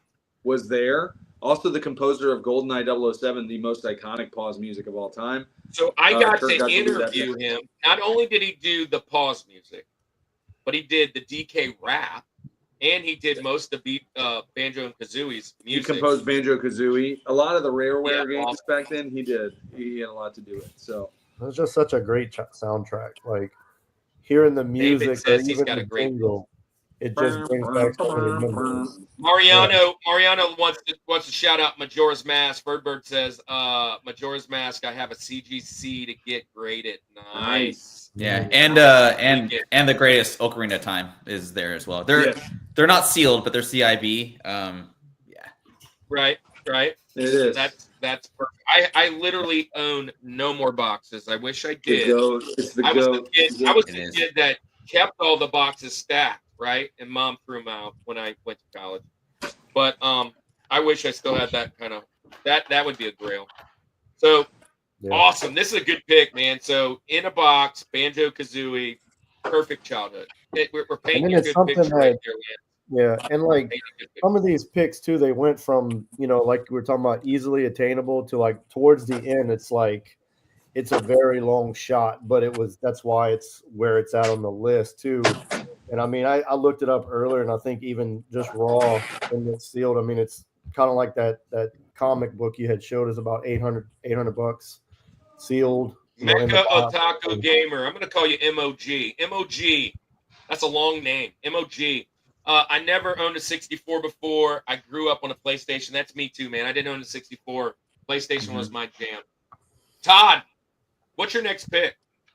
All right, my Jazzy Jeff is so growing up, we all know in the '90s Pizza Hut reigned supreme, pun intended. And you guys remember the Bigfoot pizza? Yeah. That giant pizza that came in like the sleeve, and it was like a giant rectangle. It was like as big as your dinner table. Yes. So delicious. Dude, I love that thing. Whenever like my family would order that, it was always like dude, I would die. I'm like, dude, yes, we got the Bigfoot. Oh my So that was always a fun nostalgic memory. But one thing that ties into my nostalgia for 90s Pizza Hut, do you guys remember there's a time where Pizza Hut, like whenever you buy pizza, they would give you these retro colored basketballs. Mm-hmm. Oh, I remember. Y'all remember that? Yes. So for me, that would be my Jazzy Jeff would be like those basketballs. I remember And like, Wow. You're unlocking. yeah, Wow. yeah. I have not thought of those basketballs in quite some time. That is a good I just thought it was the coolest thing, dude. They're giving us a basketball. Like these are awesome. Were they plastic or were they rubber? I can't remember. They were real basketballs. We would Okay. play with them. Yeah. So I mean, like they were full size basketballs too. I think I researched it, and there was like a different series of basketballs that they gave away for like little kids that were like mini balls, but they gave away initially they were like full size like basketballs. So and they had the retro color and So 2 years ago, I'm just pulling this up. In Colorado, the Pizza Huts brought back the basketballs. It was just in Colorado. that's crazy. No way. And the box. Now I don't know if I don't remember this Just being in a thing. Colorado. In the box, Just in Because they Colorado. were hot. you could punch They were the hot. hole They out. brought it. You could punch the hole out of the box and fold it, and it made a hoop. Hey, Andy, it's because you put your Wow. in there. Well, yeah, That is hilarious. yeah, That is hilarious. nice. What a pick! Dude, yeah. What? I love I mean, this. I literally, I that didn't. is a dude. What I'm I do loving- have, I'm what I do loving have where that you're makes me going. think, and I thought you were going to say this, Todd, I'm loving where you're but this I got this at a garage sale, Oh, and this makes that's me- awesome. It's my favorite cup to drink out of. I thought he was going to say that too. Drinks That's taste better clutch. in these That's cups. clutch. So Hey, mail that to me. I appreciate that. yeah, we were doing a garage sale for our mission trip, and that came in as a donation. And I said, I'm taking it. I'm not even buying it. Yeah, Love it. yeah. So I love this. All right, There's well, not many things more honestly- nostalgic than 90s Pizza Hut. Honestly, what I thought he was going to say, Andy, was that his pizza was the Grail. I thought he I were was going thinking with. it. I was Yeah, I thinking thought you were it. going to pizza. I mean, you know, if I could, I would. I just felt like that seems kind I of was like, odd this for a dude Grail picked because a it's pizza like, for his- you know, you're eating it, right? I had this old moldy Bigfoot pizza still in my garage. It was a great segue into Complete what in it was, box though. too. You know. Yeah, I was nervous. Complete in box. Yeah, yeah. Sealed in the All right, box. so let's do this thing. Let's do this thing. I am I found this next one for all kinds of different prices. The best one I think I found is probably this one. So I'm gonna share this with you, Andy. It's at $400. I've seen it go all the way up to a couple $1,000. Let's click on that and let me come on over to you and share that. But It's shared. my favorite player of all time is Don Mattingly, and as a kid, I owned. I actually own a couple different rookie cards. If I was to get a card graded, this is the card I would want. It's at $400 here, but it's the before this, nobody really considered rookie cards. They really didn't care. I mean, like, that's your first card, whatever. So this is one of the first recognized rookie cards. Was this one, and it's Don Mattingly. He was, for a time frame in the 90s, he was the best player of all time. Like in that 3-4 year span, he is my favorite player of all time. I wear 23, not for Jordan, but because of Matt. Anyways, this particular one, 10. This one's a 10, and it's autoed, right? And so, again, similar to the comic, if I'm going to pick a Grail, spend a couple $100, this is probably the card I'm going to get. I see what you said there, FerdBird. One of the Grails that I actually own is actually I have 5 of the Upper Deck King Griffey Yes. rookies. Yeah. They're not graded. I don't have any of them graded. They're all downstairs in a box, waiting to go off to my son. But Griffey is one of my favorite players of all time. But my favorite player of all time is absolutely Donnie Baseball. And if I was to pick a card, it's this one. And there's so many. You know, I was thinking Jordan. I was thinking Shaq. I was thinking. Yeah. You know, I'm a Patrick Mahomes guy. I don't have any of his rookies. There's a whole bunch of even Peyton Manning or any of that. I haven't really collected any newer stuff. But when I go back into the old stuff, the one card, I probably have 700, 800 Don Mattingly. I never had this card as a kid. So this would be my Grail. Nice. Yeah, you've talked about Don Mattingly plenty. Those cards, that's crazy. $400. I mean, but I know that's value that we set on it. But have you come across any of these, Ferd? I have. I remember going to a Mary game in the Kingdom, like when I was a kid, right? It used to be like $5. Like if you're a little leaguer, they used to give you like $5, like pass or tickets or whatever. And I remember going to watch him, and he was just thick and tall. Like he was a thick dude as a ball player, and I remember that about him. But I've seen that card, and oddly enough, I'm seeing a lot of the kind of the higher grade PSA 9, PSA 10, like Don Mattingly's, Ricky Henderson's one. Those are starting to creep up a little bit in value. I think they're good values for like long-term investment or whatever you want to call it, even though they're kind of heavily printed. I think it's just they're the greatest players, so it makes sense. Right. So if you kind of look, the time that I collected, being a kid, my first pack of cards was an 84 Fleer, right? Everything from like 84 to 2000, it's considered the junk wax era. Unless it's like a really good upper deck or stadium club, most of it is kind of just whatever. And so you can have a whole bunch of rookies, but if it's not like a 10, it's really not worth anything because everybody has it, right? Right. And so I know for a fact I have some potential 10s because I have sets that are unopened, right? And so not that makes that a 10 inside, but the chances of it being a 10 inside is much better because it hasn't been touched. It's still in there, and I know it's in there because you get all of them. And there's some of those sets, like there's a Griff. I have that set for the Griffey. I have that whole set, and I know that it's in there. And it'd be really cool to get some of those graded, but I've never gotten anything actually graded myself. I have a really big collection of cards. Andy helped me move it when I moved to Atlanta. It's fairly big. It's probably in the neighborhood. I mean, considering I haven't bought anything since I was a kid, it's probably in the neighborhood of about, I'd say 70,000 cards. Wow. And most of them are from when I was a kid. And so,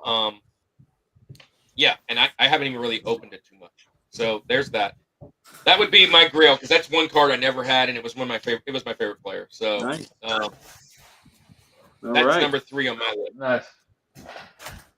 All right. Well, that's a great pick. I'll move to my next one. This one, it's pretty exciting. I'm very excited to show these off. So I have a complete set of these, and Kirk, complete in the box, everything, like original packaging, everything.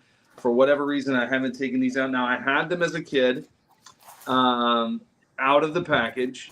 And a few years back, my aunt actually got some and mailed them to me, but mailed 3/4 of the set. And I put it out there that I only had 3/4 of the set. And a good friend of the show, BJ Hines, sent me the last one to complete my set. These are sitting in my office at the church, believe it or not. So I brought them home tonight to show off. But I'm going with a really cool toy line from Todd McFarlane. Nice. And I'm going with Kiss Psycho Circus. This is I love that. This is the one that That's BJ awesome. sent. BJ sent this one. So this one's a little bit newer. You don't see a lot of the wear and tear. I mean, the box has got some wear and tear and some things like that. But this is the Paul Stanley. But these next few, look at how yellowed these things are. I got Peter Criss. I remember they that. have like a little a guy on the side with them and some different like accessories and different things. So there's that one. We've got Ace Frehley right here, Space. Look how yellow that is. Isn't that awesome? But that's him. Again, complete set. And the George of them, I'm going Gene Simmons, the demon. Look at him with the ringleader and everything. Super cool. It was a really cool line of toys. And so I've shared this on the show before. I used to go to used to go to comic book shops, not to get comics. I was never really a big comic fan.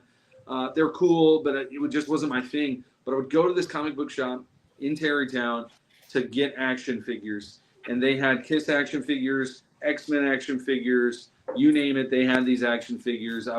That's what I wanted as a kid. So I got these when they came out. So Psycho Circus was like 97, 98 or whatever when it came out. And they came out with this line shortly after. And so I bought my parents bought these for me, played with these a ton, broke them like crazy, got them resent to me. And these sit proudly on my shelf at the church. So when people come in and I give pastoral advice, they have to stare at Gene Simmons, which is fun. So I love it, man. Again, for me, Kiss got me into music. I have a Kiss tattoo on my leg. This was big for me as a kid. Just loved this stuff. And then you couple the really cool Todd McFarlane style toys with that. These are really cool. And I looked it up. I've never really honestly looked it up. Loose figures are like $10 to $30 range is what this says, but sealed in the original packaging is anywhere from $50 to $150, right? So worth every penny. Worth every penny. Pretty cool. So, but this is something that I'm just going to hang on to. I'm going to keep these things. They have so much value to me. But I'm going to go the Kiss Todd McFarlane line of toys. The detail on those figures, man, is just like amazing. Time. The accessories that they come with, like kind of had this one not pegged. Oh, are we lagging? Yeah. I don't know what's happening. Yeah, a little bit. I'm lagging. I'm gonna log out, cool log back on the in. Back here too, on the back of the packaging is his other line. So he's got like the monsters or whatever line in there. He's got Spawn, obviously, known very well for the Spawn line and everything. But so I like these. Have you come across any of these, Ferd? Oh yeah. There's so a lot of the shops are closing down here in the Seattle area, and they're basically getting scooped up by other shops, right? And this one store was like straight up in downtown, and like they had like a slew of just McFarlane toys from like the first Kiss figures to like the current Spawn ones. And they're at this antique store, and I actually saw one of those. I forgot which Kiss figure, but I remember I'm not really a Kiss fan. I just wasn't really into I was more Queen, I guess. But I remember as a kid going into like store and seeing like, man, these figures are so cool. I have no idea who Gene Simmons is, but I want this because like the detail was just so like it was done so well. I remember reading or watching a McFarlane documentary, and he talked about how, if he was really worried about the price point of selling these McFarlane toys, but he was like, but if I just enhance it just a little bit, like make the ton stick out on Gene Simmons, or make them 12 inches instead of like 6 or whatever, I can charge like $4 or $5 for the quality of the product. And just his passion with it, with anything he does. But the figures with really these cool. toys, you got like 3 toys in one. Yeah. So you got the Kiss guy, but then you had he's got one on the side, and then you got a little dog. You got all these weapons. I mean, it's like a whole set in just one. Oh yeah. Yeah, they're really, really cool. I mean, they just sit in the box just to sit in the box right now, but I love it. Yeah, they're great, man. They display really nice too. Yeah, especially when you're giving pastoral advice. Exactly. That's even better. It's even better. Yeah, it's funny the amount of like old people who come into my office like at the church, and then they're like, "He's on the staff." Oh. But it is what it is. It's fine. All right, Kirk has come back from the dead land of lag. Welcome back. I think he has. He's speechless. I don't know if he can hear us. Can you hear us? Oh. Kirk Hammett. Oh. Kirk Hammett or Kirk Douglas? Kirk Cameron. Kirk Cameron. There it is. That's the best one. I don't know what's happening with Kirk. Well, look, this is what we're gonna do. Before we waste too much more time, because we're almost at that hour and a half mark. Let's go ahead. We're gonna go to our halftime right now. and I'll lead that off. So Kirk and I will boom. Nope, that's not what we want to do. That's not either what we want to do. I don't even know what we want to do. That's what we want to do. There it is. So anyway, let's talk about our halftime stuff. Kirk's gonna figure these things out, but we're gonna we always like to shout out our friends, our good buddies, and I'm gonna put this banner back up so that way we can so I can point to it. There we go. So right up there, can you hear me now? Kirk's head, you'll see Culture Box, and Culture Box is a group of friends that we have that are Christian content creators in the space. Some of them are on YouTube. Some of them are over on, just on their own websites and things. And we want to shout out one of our good friends from there. And I think tonight we are going to shout out Dallas and Celeste over at Geek Devotions. Let's check them out. Geek Devotions is a collaboration of devoted geeks that are devoted to letting people know that they are loved. They produce a weekly geek culture infused devotional, their podcast content, and written articles, all designed to encourage and challenge people in the geek community, bridging the gap between their faith and their geekdoms. Find all their content at geekdevotions.com. Oh, there he is. Hey. There he is. He's going TikTok mode on us right now. That's cool. So yeah, there's our friends. Go check out Geek Devotions. Give them a shout out. Can you hear me? Oh, I can see Ferd now. I don't know what's happening. Can you hear me? I can hear you. Yes, I can hear Good, good. Okay. Nope, now I lost him. I don't know what's happening. You know, this is the joy of live TV. So the other one that we're going to shout out is our friend Can Katie. you hear me now? Yes, I can hear you. Can you hear me? Can you hear me? Yes, you're Yes. lagging still. I don't know though. what's going You're on. My whole family just came home. They probably all logged on at the internet at the same time. Like, what the heck? Yeah. Well, Yeah, anyways. it looks like your internet needs a thanks. pick-me-up. It looks like your internet needs a pick-me-up. Do you think that it would enjoy a hot, fresh brewed cup of coffee? Sure do. Let's check out the official coffee of the Rushmore Show, Village Coffee. Let's face it, at-home coffee can be pretty stale. Coffee at home doesn't have to be boring. The Village Coffee is here to deliver the flavor. The Village Coffee roasts coffee every week and sells online. Go to villagebeans.com to order your coffee today and use discount code RUSHMORE for free shipping.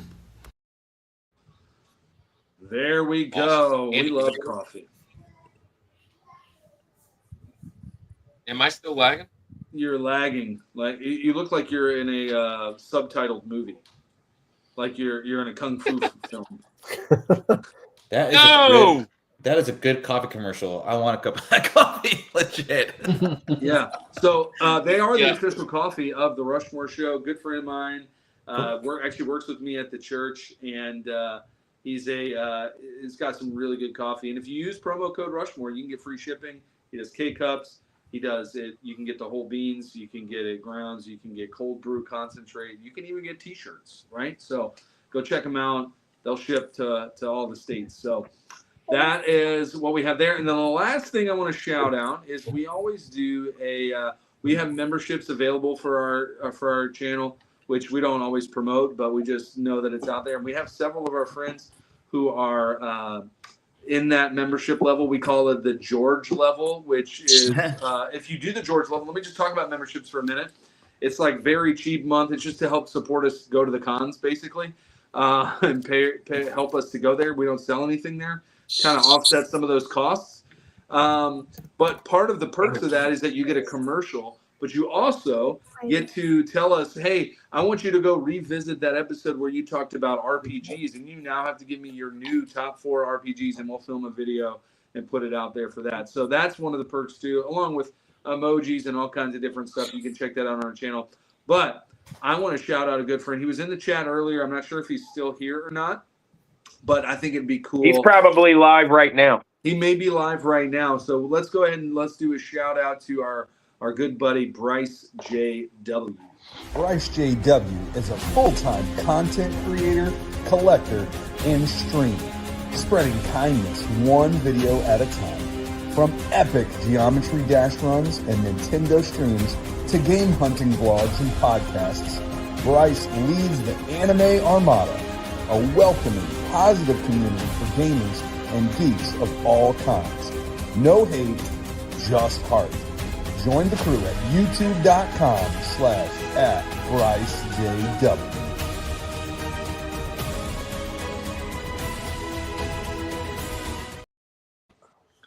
All That's right, a and great I think we have commercial. Kirk back. I think I'm back. Am I back? You're back. From outer space. Yeah, there we go. All right. So, yeah, sorry about that, guys. I guess my whole family has just taken up the internet, so now I'm on my phone.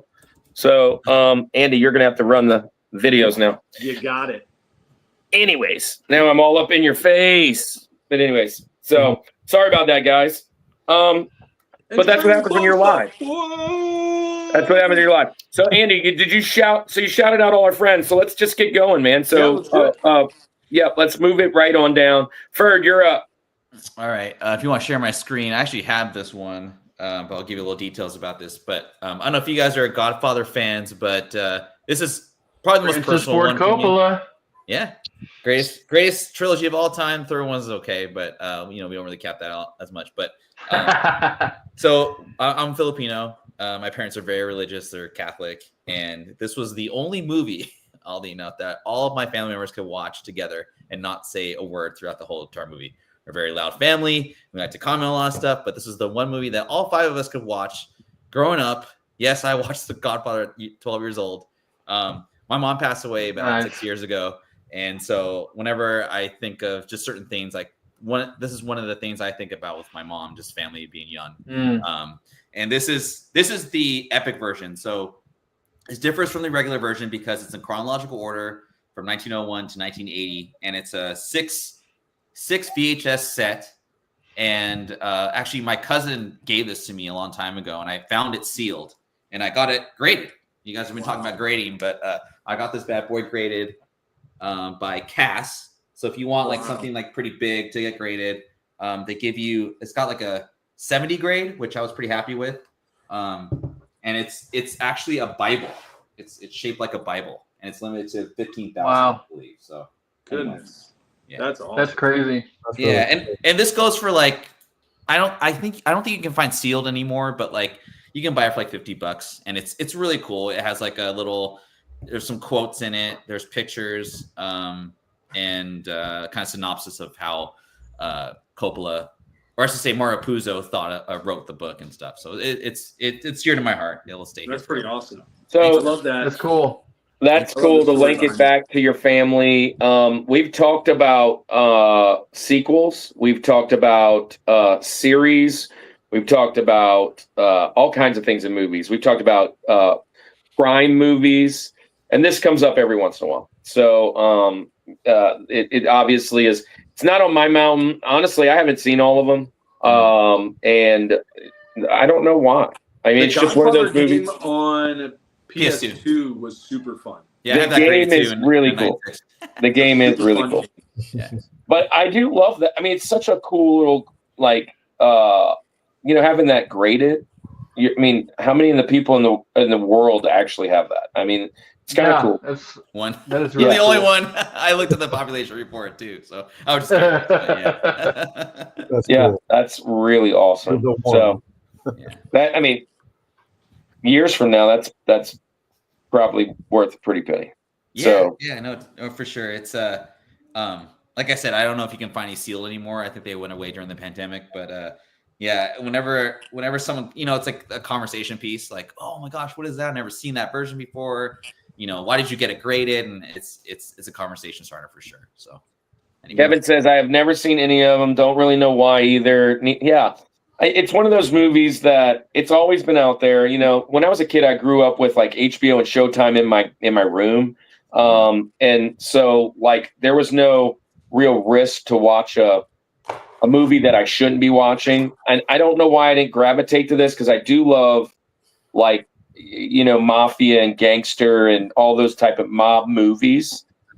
Generally, I just never seen a whole bunch of these, but I know they're widely some of the greatest movies of all time. So, Yeah. man, that's a cool pick, man. I love that. Thank you. Yeah, thanks, guys. So- That's cool. You guys ready for your pick now? So Lance, let's jump into yours. Like where would you go for number 2? We call him Link, by the way. So Link, all right. So with Link, this is another one that's near and dear to my heart as a child. With that only child syndrome that I had. I have, like I said, this is another one that I have with me. Still works to this day. Still play it every now and then. My parents didn't know any better. I mean, there was a difference, but they got both of them for me because they didn't know the difference, and the third one came out later. But again, another game that I spent lots of time. Brings back a lot of memories, and my kids are getting to the point where I'll be able to start sharing that with them. But my Link will have to be a factory sealed, and then this one is still within reach of winning, but a factory sealed Pokemon Red. Nice. Yes. I Nice. love it. And Pokemon, gotta catch them all. this when I saw the video and I heard it, I'm like, oh well, there's perfect. It goes right along with it. No, that's Yeah. why you said it. I was wondering why. Yeah. I was like, oh, that That's was awesome. long. So was Red the first game that what introduced you to the Pokemon world? Yeah, I mean, Red and Blue. Yeah. Because I got some. I think that came out in. Let's see. That came out in '96. So February Okay, 27th in '96 was when the games were released. Because it was in '99. Later when the cards came out. Yeah. So I got introduced into the games. Like I said, my mom bought Red and Blue, which there's a difference with the Pokemon that can be traded, but Yep. they didn't know any difference. And had I thought of that, then I could have kept that one sealed and played Blue, But I mean, like I said, as a kid, none of this stayed sealed. I mean, I still works, but a busted wow. speaker. The only thing wrong with it is the speaker. But this still works. Still play it with this one. And then I also still have this. There we go. I got this one too. Nice. Still works. Oh yeah, the brick. So There you go. this was the original that started it with. Man, Andy Dang. Andy is getting very well. No, Andy wasn't a red one. If he I goes, was not a red one. I had red, blue, and yellow. right, I but always go to- but always that's go to not yellow. normally your pull unless you're going to just be a fun friend. But Yeah. man, Lance, I didn't think I could like you more than I like you.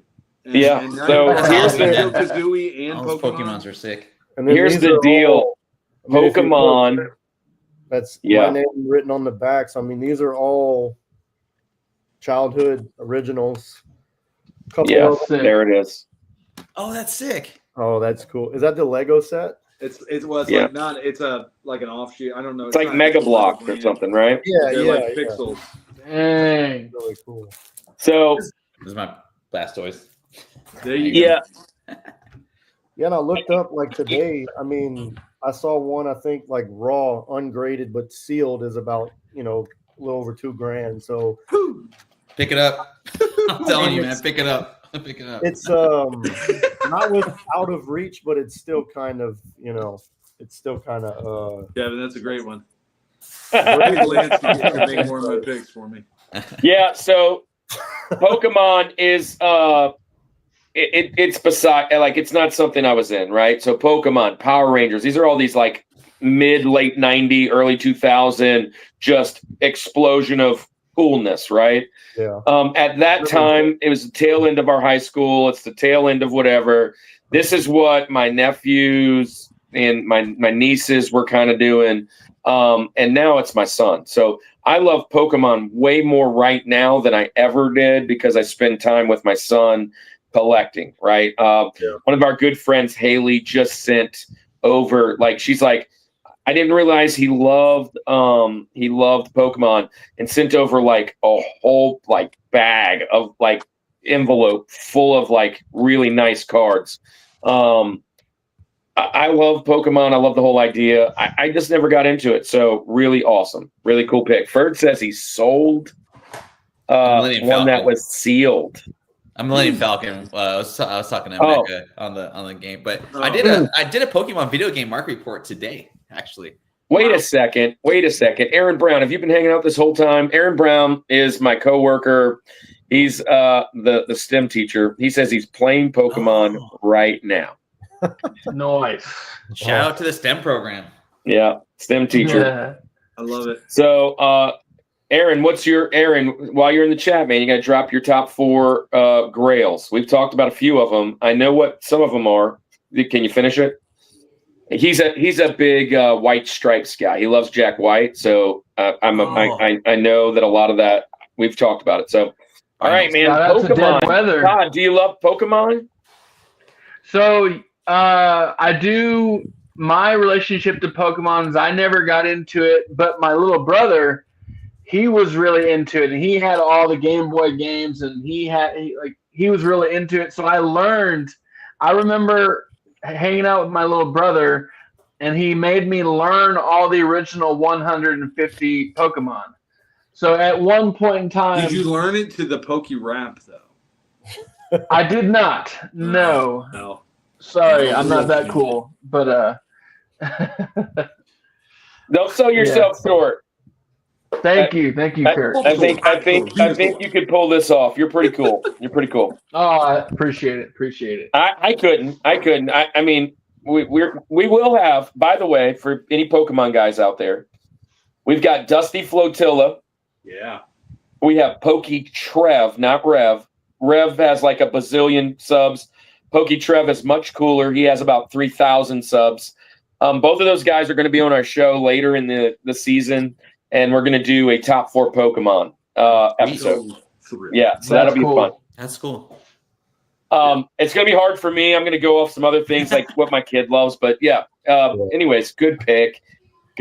All right, so Todd, who does all things. What's your link? All right, my link. So it's funny that Andy mentioned McFarlane, and one of his picks was the Kiss McFarlane dolls. Because growing up, yeah, my joy was action figures. I had everything. Like if you can name it, I probably had those toys. Everything from like Alien to, G.I. Joe to Ninja Turtles. We had all the things. And my favorite action figures that I owned were the McFarlane Spawn toys. I had a ton of Spawn action figures.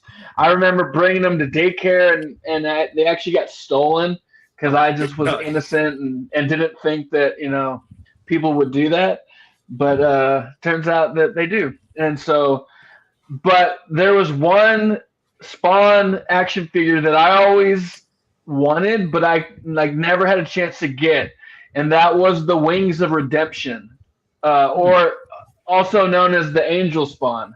I always thought that was like the coolest thing. I was like, oh, dude, I want that, but I just never got around to getting it. But if I could, that would be a really cool link to have. Really cool grail. Yeah. Oh yeah. I actually might even not open that. I probably would just put it in the box on the wall. I love that we are bringing you on over to the right way of collecting, and not destroying that beautiful piece. Hey, I love this. McFarlane's one of my favorite guys. Hey, speaking of McFarlane, I love his channel. Every once in a while, if you go to McFarlane's channel, he'll do like, hey guys, I'm just here. I'm going to draw Spider-Man real quick. And in like 30 seconds, he draws like a 50-hour portrait of Spider-Man. I'm like, bro, what the heck? And it's a really cool little channel. Sometimes it's got reels and he's just like, all right. And it looks like something that I would be working for years to perfect. He's so amazing. What a great artist. Cool thing about McFarlane, he's a huge baseball guy, and he owns a ton of some of the amazing grails in the world of home run balls and stuff like that. Oh, wow. He's a real big guy for that. Yeah. Nice. Yeah. I love we're getting a lot of love to McFarlane tonight. That's good. Yeah. That's a good pick. All right. Well, you got. Hey, so I know Ferd, you're a comic guy. You like McFarlane? Yeah, I mean, yeah, I like what he's done for like the industry as a whole, but I was never like a huge Spawn fan. I do have a Spawn #1 in a 9/8 autographed by Todd McFarlane. But I've never really been a huge Todd McFarlane fan for whatever reason. But I do appreciate what he's done for all industries. Yeah, I'm a huge fan. I'm a huge fan of him. But really cool stuff. Hey, I'll go into my link. There's some things I was thinking about even changing on the fly here, but I'm going to stick to the course. Andy, I actually had it pulled up before the internet started to go crazy over here. But this particular one, you talked about Christmas, Andy.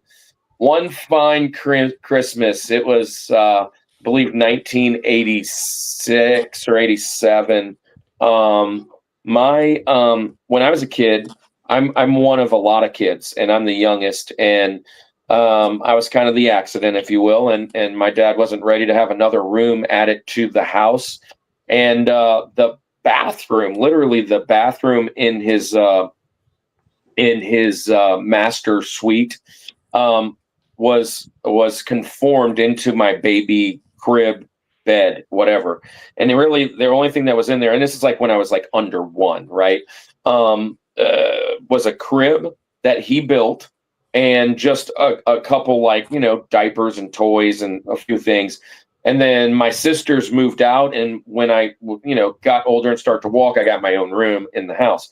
With that being said, my crib got turned into kind of a place. He built it where you would put like blankets. Well, one day in like 1987, I went to go open it. And what would you say right there? My Grail was sitting there, and I learned right then that Christmas wasn't the same. We'll just say it that way. And I kept myself secret, and it showed up a couple weeks later, and I was just in heaven. So my Grail, and I look at this every single time we're at St. Tammany Collector Con, Andy, every single time, and there's not one that is ever in good shape there. But I would want in the box, sealed with both action figures, the Mask Rhino 18-wheeler truck. It's kind of reddish purple. I had it pulled up in the box. It goes for right under $3 right now, fully probably together on eBay. Not what I would say is like a 10 or a 9.8 or whatever. I don't know what the rating would be if it ever got rated. But a couple of them, they're all about $200 to $300. My Grail toy would 100% be the Rhino, which is Matt Tracker. And actually it came with Bruce Sato too. They both were in that. And it was kind of like the hub for the whole cartoon. The Rhino toy mask. Nice. Not Jim Carrey's mask. Now The that cartoon from the 80s. Cartoon, yeah. The comic book is pretty tight too. Yeah. Nice. So that would be my number 2 if I could have that back. I look at it every St. Tammany Collector's Con. Usually, what is it? The brick wall of toys over there. They always have it. And I pick it up and it's like missing a door or it's missing a stack. And I'm just like, no, I'm not going to get it. Yeah.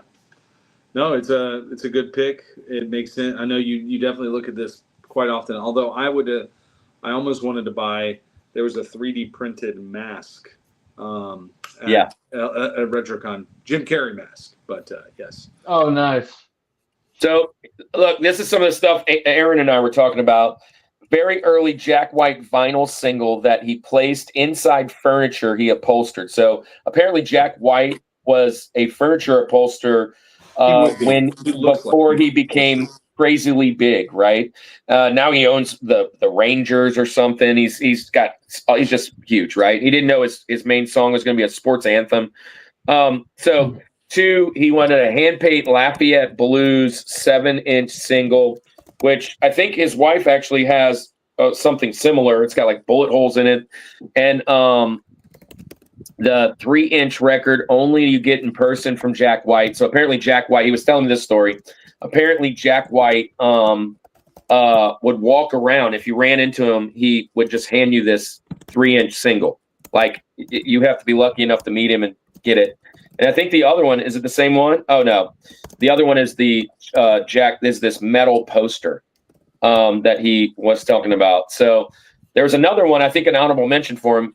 Jack White, apparently one of his last albums that he let go, he actually connected them to like weather balloons and let 1,000 of them off.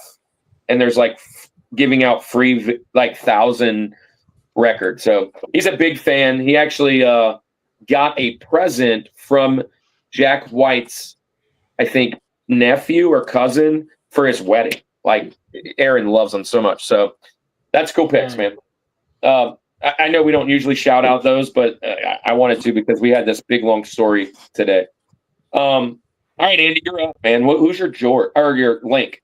Well, my link, in a sort of kind of way, I'm halfway crushing with Lance. Oh yeah, of course, but not completely there. But his Grail does become a part of my Grail. My link would just be N64 games in general, right? I want the whole collection of N64 games, the horrible games, the great games, and all the games in between. I have about 30, which is like 10% of what the games are. I think there's almost 300 of them. And we have a friend, Mort's Garage, did that. In box. Wait, hold on. Mort's Garage did them in box. In box with complete with manuals and everything. And another person that did it, Andy, his Pac-Man case. Yes. He also doesn't have them in box. We have some friends who have done that. I am not in the financial bracket to make that a possibility. However, it would be a ton of fun. I love playing N64. It brings me right back to childhood. Obviously, Banjo-Kazooie is a part of that. Obviously, all of these other games. Now, Kevin, thank you that I have this thing here. It's so much more fun to play now. Like, believe it or not, my oldest struggled with learning. I think it was mainly the controller, but I had it hooked up to an HD TV, and there was like a weird lag to it. So I got Mario Kart thinking like, hey, she would enjoy it, and she really didn't enjoy it on that TV. But now that she plays it on here, she's figured it out. So every night she's like, Dad, can we play Mario Kart? Dad, can we play and it's like, it's awesome. It's amazing. It's so good to have that experience with her. I've shared it plenty of times. She likes to watch nostalgic 90s and 2000s kids videos. Yeah, Kevin is a good dude, man. On YouTube. So I'm so excited you guys connected and got that. Yeah, hey, I do want to shout something out about Aaron. He told me this yesterday, Andy. Or not yesterday, but like last week. I was like, did you see the poll? And he's like, well, I'm probably going to pick Andy's, right? We're always the same, except for Paramore. Yeah, I don't like Paramore. But, not everybody can be wrong about something, and that's okay to be wrong about it. Wow. Except for Paramore. I don't like Paramore. If I were to pick my favorite band, like I know Kiss got me into music. It's Paramore. Well, you mentioned that in your chat the other day. You're like, what is your comfort band?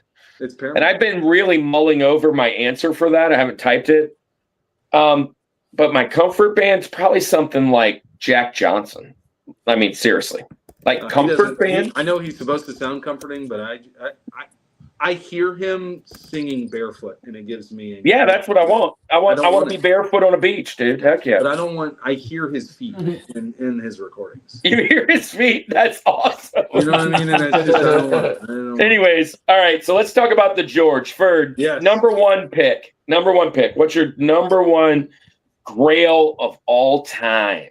All right. Okay, so I went kind of back and forth. I actually just changed this. This was actually going to be my original one. So let me hold on 1 second. Let me get this going. That's awesome.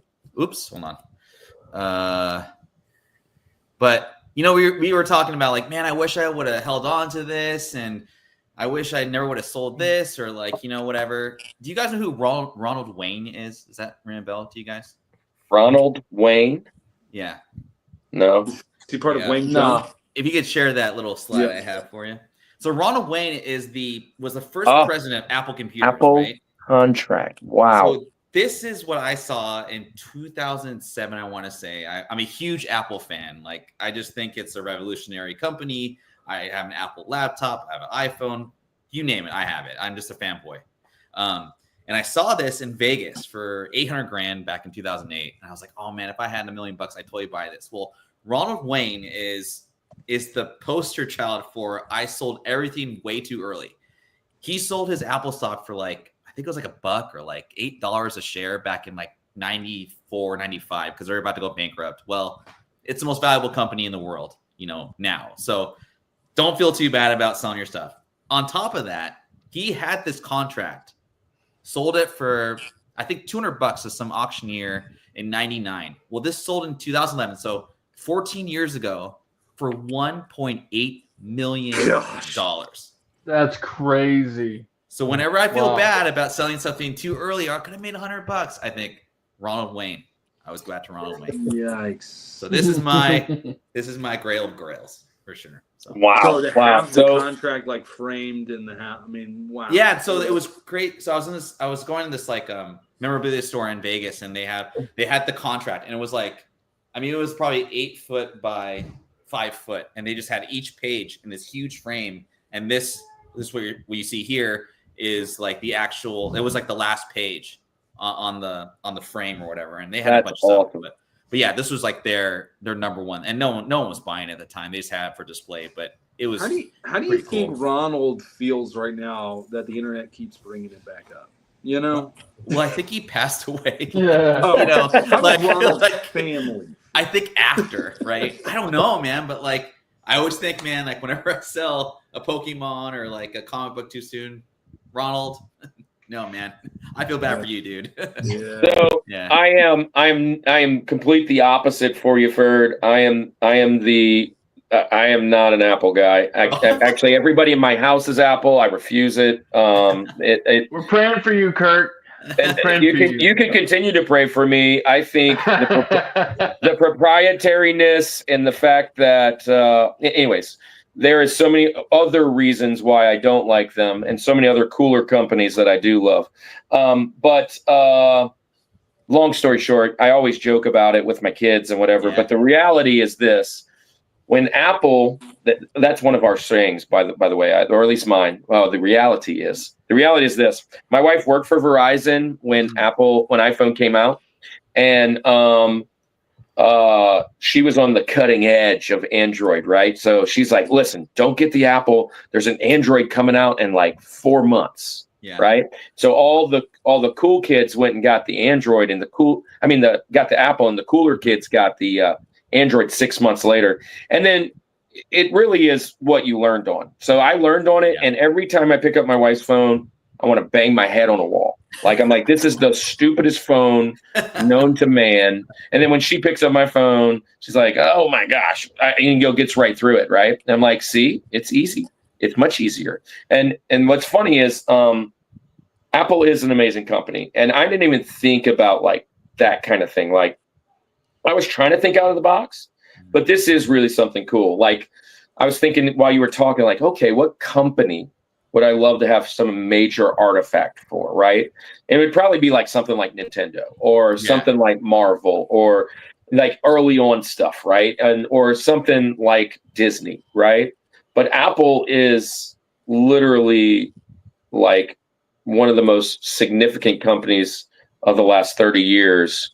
And it's really crazy.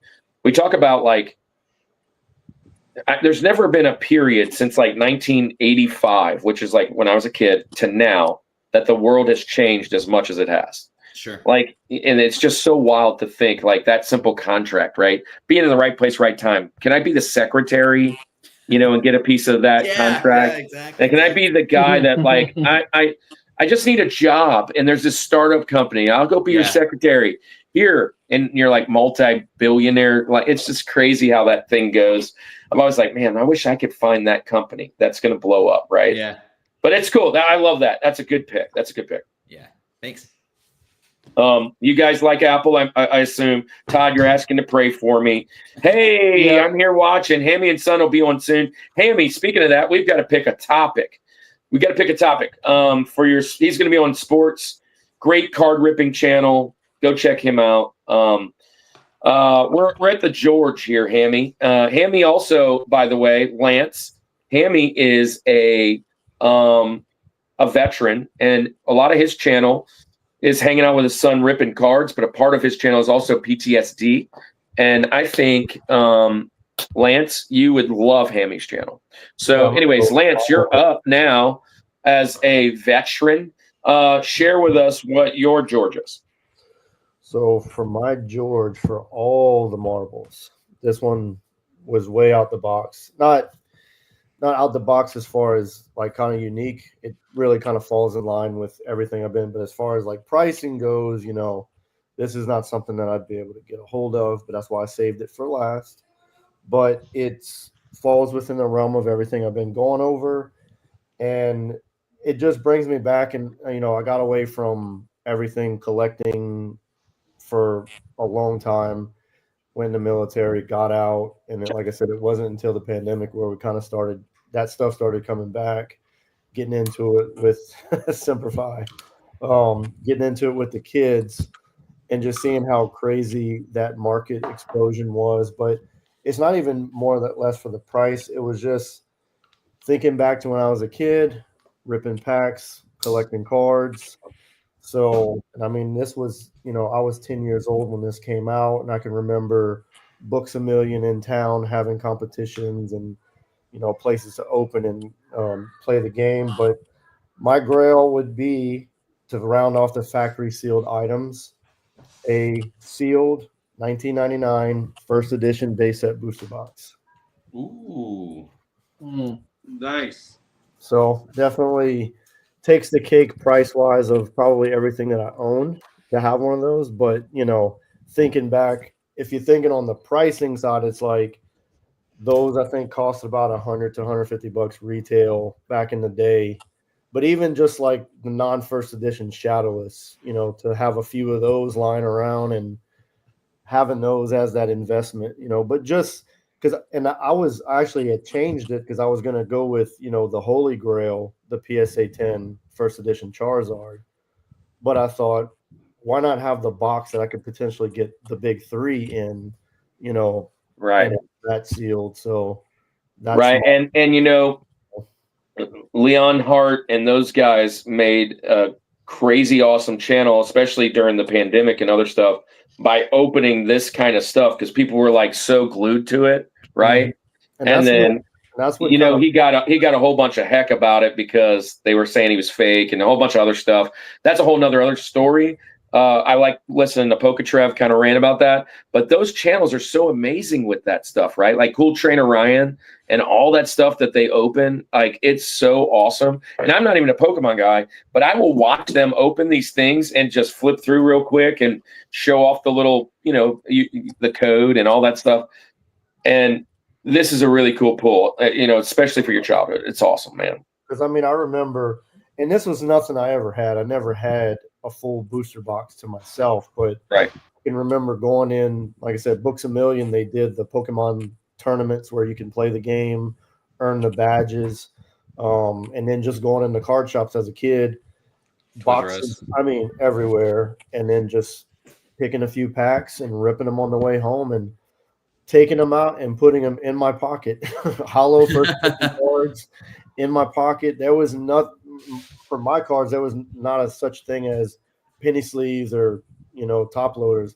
I didn't know what those things were until 2020 when I got back into watching like Pokerev, or just when these big channels started opening all these boxes, learning about that stuff. So my stuff stayed in the for 3 Here's months. a fun thing though, by the way, Poketrev or Pokatrev, however you want to say it. It's not Pokerev, but he has had Pokerev on his channel, along with Cool Trainer Ryan and the other guy, the three that run all together. Mm-hmm. Those channels are really cool, man. It blows my mind how like they're $100. Yeah. Like, what are you doing? Quit it. Anyways. Well, especially like because I started like with Pokerev. I just randomly caught him on YouTube and he was at like 60,000 subs. And I started watching his live streams, and he would do the marathons where his members, where he's opening like thousands of packs. I'm just like, oh my gosh, this dude's got it made. Yeah. Hey, little Timmy's in the house. Little Timmy, you were upset about the RetroCon video. The RetroCon video normally doesn't get a whole ton of views just because it's kind of just us streaming out into the world. But I love the fact that you're helping. Oh, by the way, little Timmy's like, man, I need big mod time. I saw that topic. We'll chat about that. Little Timmy is one of my students. He thinks he is the best moderator in the chat. I'm like, is he okay? He's okay. Hey, his name's Farhan. Love you, man, and I miss you. He's now moved on. But Todd, let's do all things of your George. Your number one. All right. So for me, growing up, I was a big Godzilla fan. I used to love watching all the movies. Big kaiju fan, and I remember I had gone to a baseball game. I think one of my brothers, I think my older brother was playing, and we were spectating. But I saw this kid, and he had this old vintage Godzilla figure, and I never owned it. But I had a friend that actually gifted it to me, and I gave it to my kids. I actually own it, but they lost one of the legs, so I forgot to bring it. But my George is the Toho 1985 Imperial Vinyl Posable 13-inch action figure. Nice. And so, yeah, super cool. Very simple. I mean, Really cool. the mobility, it just moves like that. But it just was such a nostalgic thing for me. I love Godzilla, and I've gotten my kids into it, and so they're super into it as well. So, Dude, hey, so I had this. yeah. I'm looking it up. So I've shared it before. I have an uncle that's about 5-6 years older than me, so it's always felt like a cousin, and he had this toy, and it was absolutely one where the legs pop off because they just, if I remember, they just pop. Yeah, they're like suctions. They're really weird. And it's like hollow. Absolutely, the figure is like hollow on the inside. Yes. Absolutely. And I think we put other toys inside of it and stuff. It's like a Trojan horse type thing. Yeah. Had this. Like a Trojan horse. Awesome. Yeah, this thing, it goes for right around $100 a lot of places around here. But this is anywhere from 60 to 300 I see. But yeah, this is definitely a very popular, if you're in the kaiju world. And I'm still on my phone, so I'm trying to set it up and not. Yeah, there we go. So I was going to tell you this, Todd. A couple weeks ago, we had one of our new friends over at the Culture Box. His whole 3 channels are all about kaiju and Japanese TV and Henshin is what our channel, what our show was on. But he loves Godzilla and all that stuff. It's called awesome. Monster Island Vault. I think I said it wrong during the channel, but go check him out. His name is Nathan. Dude, heck yeah. He does all that stuff. Nathan does all the things kaiju. So, love it. That's cool. Yeah. Hey, do you guys like Godzilla? Gojira. Lance? Yes. Ferd? Gojira. I like the new Apple TV show Godzilla. Apple. Is that Monarch? Is that Monarch? Oh yeah, the Monarch show. I really like that show, man. I actually love the new journey that the King Kong, Godzilla, and all those movies are taking. It's cool too. Mm-hmm. Yeah. I like my son's really into it, pretty big. Just this last convention, Lance, I might have saw you right when I did it too. I think I got him a Scar and not Scar. What's the evil ape? What's he called? Is it Scar? Something like that. And then and King Kong Funko Pop. That was what I got him this time at the event. But anyways, I like Godzilla 2000 for the Puff Daddy song. Yeah, Puff Daddy. Oh well, my gosh. with Matthew Broderick. speaking of P. Diddy, we're about to be there. And so the Puff Daddy song. Dang. Cashmere, that's a cool Cashmere song. That's a cool pull. What was he? Jimmy Page was like the Yeah. guitarist. Jimmy in it, Page. That's right. That's right. Yeah. All right. Godzilla. What a good pull. Hey, I was watching Storage Wars. You remember that show, Storage Wars? Loved stories. And I don't know, I was on I don't know, Prime or something, and I had finished watching something, and I went and took a shower, and I came back. You know how it just kind of cycles through other things, and Storage Wars was on. And one of the guy, the African American guy, real big, I can't remember his name. Anyways, he got a one of those storage things, and inside was like a very rare Godzilla figure, and it was worth like $4,000. It was like $4,000, $3,000, something like that. That's crazy. Let me jump in and talk to you about mine now. Finish off this. Now, this is something I used to own, but I don't own it anymore. That may give it away for many of the people that have followed me long enough. I am a absolute huge Yankees fan. Talked about Don Mattingly earlier. Oh, by the way, my first one was comics. My second one was baseball cards. My third one was obviously the toy. This one's going to be my sports, just sports memorabilia that isn't necessarily card driven. But I believe it was 1987, 88. That would have put me at about 10 years old. My brother-in-law took me to New Orleans, to the Hilton or to the Hyatt or one of the local hotels out there. And I got out there. It was a baseball card show. And we're at the baseball card show. I think I brought like a $20 bill my parents gave me. Now, $20 back then was probably like $100 now. Like I could have bought everything there. And anyways, long story short, I get there and they're like selling tickets for like $16. Well, I don't know that I want to buy the ticket because I only have $20 and I don't really know what the ticket's for. And so I kind of go around and I buy whatever. Well, my brother-in-law ended up buying me a ticket and I didn't know. And we go and get in this line and we walk the line. And when I get to the front, he hands me an American League official baseball, and standing there or sitting there signing autographs was none other than the Mickey Mantle. Wow. And I was stunned. You know, at 10 years old, the greatest athlete I had ever seen at that time, and probably the greatest athlete I've ever seen in my life. I mean, literally. But it was my dad's favorite player. And what I would have done to know that he was there and brought my dad with me, that would have been a big deal. But while I was there, I got Mickey Mantle's autograph.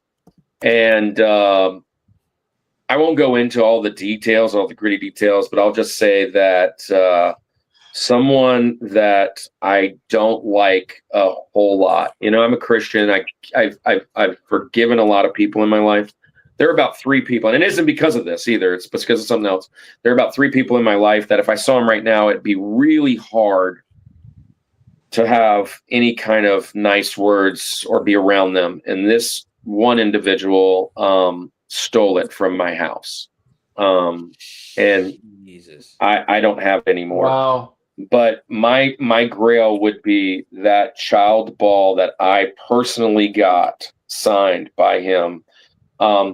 At the same time, I'll just reach up here, which is pretty crazy because it was in this same kind of thing. About 6 months later, I got this ball, and this is Brooks Robinson, and it's in this, dude. and this is in the American League ball, same way, and the Mickey Mantle was in a case just like this, and they were sitting next to each other, and ironically, he could have took both, but he took the Mickey Mantle ball, and it's gone, and I'll probably never get it again. You look online, you can find it anywhere for $700 up to about $3,000 or $4,000. But yeah, the fact that it was the one I got signed, it makes it worth Infinite. It's right. it's And yeah, so it's even tough to talk about. But that would be my number one grail of all time. Wow. That's tough. Yeah, for sure. Yeah. That's hard. Yeah. So and yeah, it's gone. I mean, it is what it is. But yeah, that would be my number one grail. The fact that it was so my dad was a Yankees fan, which passed him down through us. You know, we're from New Orleans. We didn't have a team. Most people liked the Braves or the Cubs because they were on TV. Astros weren't on TV yet back when I was a kid. We didn't have FSN yet. So usually you were a Braves for TBS, TNT, or the Chicago-based clubs for WGNO. My dad was a Yankees fan because when he was a kid, all he had was a radio, and he would listen to those big championship teams, and he loved Mantle. He used to try and teach me how to hit switch hitter, put my pinky off of it. He would teach me all those things when I was a little kid, and when I got to meet my dad's like idol, it was just the most amazing thing. And I remember when I found out, like the day I found out that thing was gone and kind of put the pieces together, it was one of the worst days of my life. I mean, to be honest, but it was a special piece for a while. I will eventually get another one. That is one that I will purchase again, or somehow or another. If I was to spend any sort of money, that would be what I purchased. Maybe not the most expensive one, but just so I could have it back in my collection, knowing it's not that particular one, but I will try and find one. There's one that's really even cooler. Every once in a while he would put the number 7 on it, and which was his number, which made it like 7, 10, 15 times more valuable. But he didn't do it all the time. That would be a cool ball to have too. But that's going to be my George. So Nice. Love it. I love that. Andy. Oh, I seen Isaac posted something. I couldn't read it. What'd he say? He was rolling out. He was just saying goodnight. Oh, yeah. Isaac was a Yankees fan, so I was wondering if he said something about it. But Isaac, we love you, man. Later, buddy. All right. Andy, finish us off. Yeah, man. This is one. Now, the Grail side of this, obviously, I don't have all of it. It would be a complete set of these. And in a non-surprising fashion, I think this technically counts. Let's do it. I'm going to pick, it's kind of a Rushmore. I mean, it's essentially a Rushmore. I want a complete set of the original 151 Pokemon cards. There they are. Now, I actually found a whole bag of Pokemon cards on my desk in my office a week or two ago. And 90% of them I didn't know because they were like, number 742. Like, I don't even know who these people are. Like, I didn't keep up with it. I have the nostalgia for the original 151 or 150, and then you had Mew, right? So I had that. So I sifted through, and I picked out a few that I had. But the Charmander one is the same illustration that's on the original cards, right? So that's why this was the one that was the most for me. Not that Charmander himself was my favorite one. Really cool because it becomes Charizard eventually. But I got a Gengar, Haunter, and Ghastly, Growlithe, Bulbasaur. You got all these guys in here. Obviously, a Pikachu's in there. Cubone, really cool. But yeah, I had almost all of them as a kid. I remember having a binder full of Pokemon cards with it was like 9 on a sheet or whatever, and you just put them in there in the binder. Had them all good to go. Never played the game, to be honest with you. I just collected the cards, and I had a lot of them. And it was one of those things when I moved out of my house after going to college or whatever, my parents just like got rid of it or something. Again, I didn't have all of them, but funny story about this, and I think I've shared this on the show before. But when I was in 4th grade. I had moved. I was a new kid in town, right? We had moved from New Orleans area to the North Shore, so I was new, and I'm going to the school, and that's that's 1998, 99. So this is when all this stuff is like just happening, and I remember the craze of these Pokemon cards, and begging my parents, please bring me. Let's go get these cards. And I told you earlier, my parents were the ones who would go to like Dollar General and buy me the knockoff toy of whatever was cool. And so we went to, I'll never forget it. We went to like CVS or whatever it was, Rite Aid, and they had this Pokemon something. They were kind of like cards. They were definitely not cards. They were like circular. It was this thing, and I remember bringing those to school and being like, "Look, I've got these Pokemon cards." And like, "What are you doing, nerd? What's happening? Like, what are these things?" And immediately being like, "No, Mom, we have to go to like Books A Million and get this." And we'd go buy a pack or two here and there, and I just loved it, man. Collecting these cards. I still remember my first Pokemon card was given to me by my friend. Was Machamp. Was my number one, my first Pokemon card that I ever had. But then it started this whole collection of these things. I love the original illustrations because some of them look like they're hand drawn. Some of them are like CGI, computer animated ones. There's really no rhyme or reason. Pikachu is like has like 30 extra pounds on him than he should. You know what I'm saying? Like, there's a lot of these ones like it's super nostalgic. But if I could have a complete set, 151 of the OG Gen 1 cards, it would be awesome. I mean, I'm looking literally near mint condition on eBay right here is a whole set for $1,300. Like, wow. And that's just one listing that I'm pulling up. They're all exorbitant amounts. But yeah, that would be my George if I could have that. I don't even really care about the new Pokemon, to be honest with you. It's 100% just a nostalgia thing for me. I don't want them to play the game. I don't want them for any reason other than just to have them, to open them up. It's like a photo album of my childhood to just look back at. Mhm. You know? So that's what I'm going with. Dude, this is a stellar pick. This is pretty awesome. While you guys talk about it, I think I'm going to jump back in and jump back over to the other one. I think I have my stuff where I can get back on the regular thing and not be cameraing. But this is a cool pick. Pokemon, man. You mentioned it earlier, Lance. I made the music. Here, I'll turn this way. I made the music that today. I always usually either do the music or the picture of something that is close to what I think is going to happen today, but not always on point because it's not. I try not to give my picks away. But yeah, Pokemon, man. I knew it was going to be mentioned a couple times today, so this is the third time Pokemon's been mentioned today. So awesome. What do you guys think about Pokemon cards? I hated them with a passion because I used to work at Toys R Us. I was 17. I worked at Toys R Us. Yeah, Toys R Us. And on Tuesdays, we got a Pokemon, like our shipment of Pokemon stuff. And by 2:00, it was gone. And I was like, what the heck is with this Pokemon craze? What was even worse is, so we would take the first edition packs and we would sell them individually. But you guys remember those video game security cases for like Nintendo games and stuff, right? Yeah. You slip it in, it locks. So instead of putting video games in there, we put the packs because kids would steal them or whatever, right? So I remember, I'll never forget this.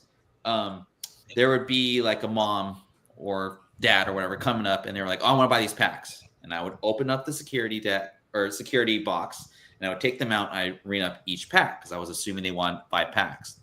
And every single customer would be like, "Wait, what are you doing?" I'm like, "Well, it's $2.99 a pack, right? $2.99 for first edition." Just by the way, right?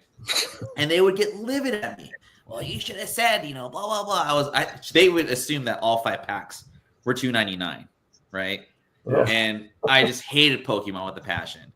But 25 years later, here I am getting this Charizard medal from 2021 celebrations. I'm gonna get this grade at Beckett for $18, and I got this Pikachu. I'm gonna deep dive of Pokemon cards. I used to play with my nephew. He's now collecting and trying to get his own grades and stuff. So it's I love it now. But back then I could not stand it. I couldn't stand it. Anyway. Yeah. But it's cool. That's so cool. I mean, I always remember it was like if you open up like that holographic Charizard was what everyone was looking for. Yeah. That was the card.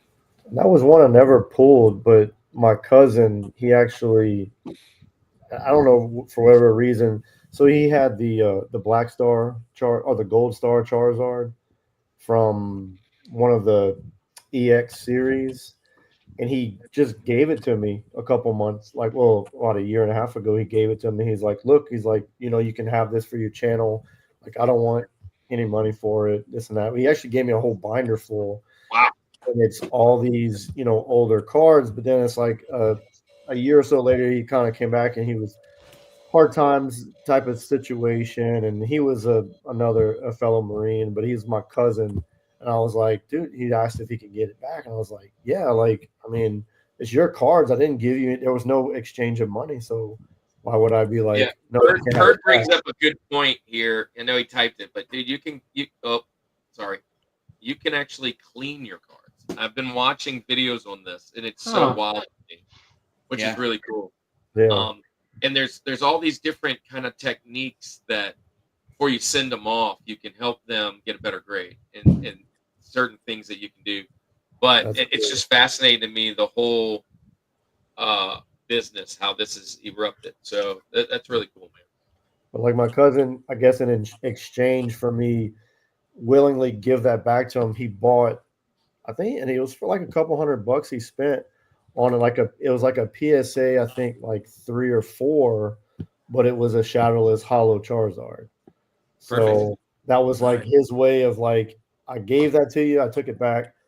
I know you wanted one of these, so here you go. I still got to get it from him, but I'm like, dude, why'd you spend that much money? I was like, I never even gave you anything for the other cards. I gave it back. I think he sent he sent that Gold Star off to get graded to pay for like welding school, or so or he got a good deal, sold it raw. Because I mean, it was the condition, it might have gotten a 7. So it was, a good chunk of change. And he pulled it himself out of a Target pack. He was like, what the heck is this ugly black Charizard? I don't like it. And he just put it aside. That's cool. So, all right, man. So we have finished our first round. Andy, were you going to say something else? No, I was just going to say we've finished our mountains. Yeah. So we are down to our cool game. The game is it's a lot quicker. We don't have to dive so deep into it, but you might want to say a few things. But we call it all about the Benjamins, and the reason is Benjamin Franklin is widely considered maybe the 5th guy that was going to be on the mountain.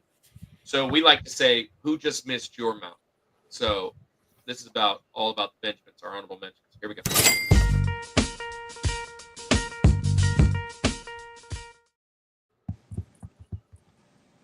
Time, right on time. Which that's just funny that you mentioned it earlier with Godzilla. So this is how it goes. Ferd, you're up. It's the same order, the first round, but then it goes backwards the second, like fantasy football, and then forward again in the third, and then backwards in the fourth. So Ferd, you're gonna have the first pick and the last pick. If you think that somebody is going to take something from you, you might want to pick it. So like we can't crush now. So if there's a Pokemon thing out there, you might want to say it because they got some Pokemon guys in here. But I'm pretty confident with my 4 picks that they're not going to be picked today. So, Ferd, you're up first. Real quick, what missed your mountain? Or all of ours. Okay. I guess it's up there if you want to share real quick. Oh, yeah. Sorry. And there we go. So this is, I don't know if you guys know, but this is Amazing Spider-Man number 300. This is the first full appearance of Venom. Yeah, new scent goes for about 10K and then 9.8 or maybe even 15 now. But this is the rarest version of ASM 300. It's from the Philippines, so I am Filipino. I saw this when I was a kid, like in 1994 when I went back home. And the last sale, it was not graded, but it went for 6K, and there was an estimate of being a 6.0 grade. This didn't make my cut because it's a foreign version. Right, and I've only seen it once, and I've never seen it go for sale before. But it's the holy grail of grails of Amazing Spider-Man 300. Nice, so, yeah, nice. That's a good pull. That's a good. All right, Lance, you're up next. What just missed your mountain? So I have this, but played. I have the same set, but what missed it was a sealed Star Wars Lego X-wing. So the Nice. actual, like Hey, the first. Where's Aaron? X-wing- Aaron wants Lego. Aaron, he was in the chat. This is Yeah. he loves Lego, man.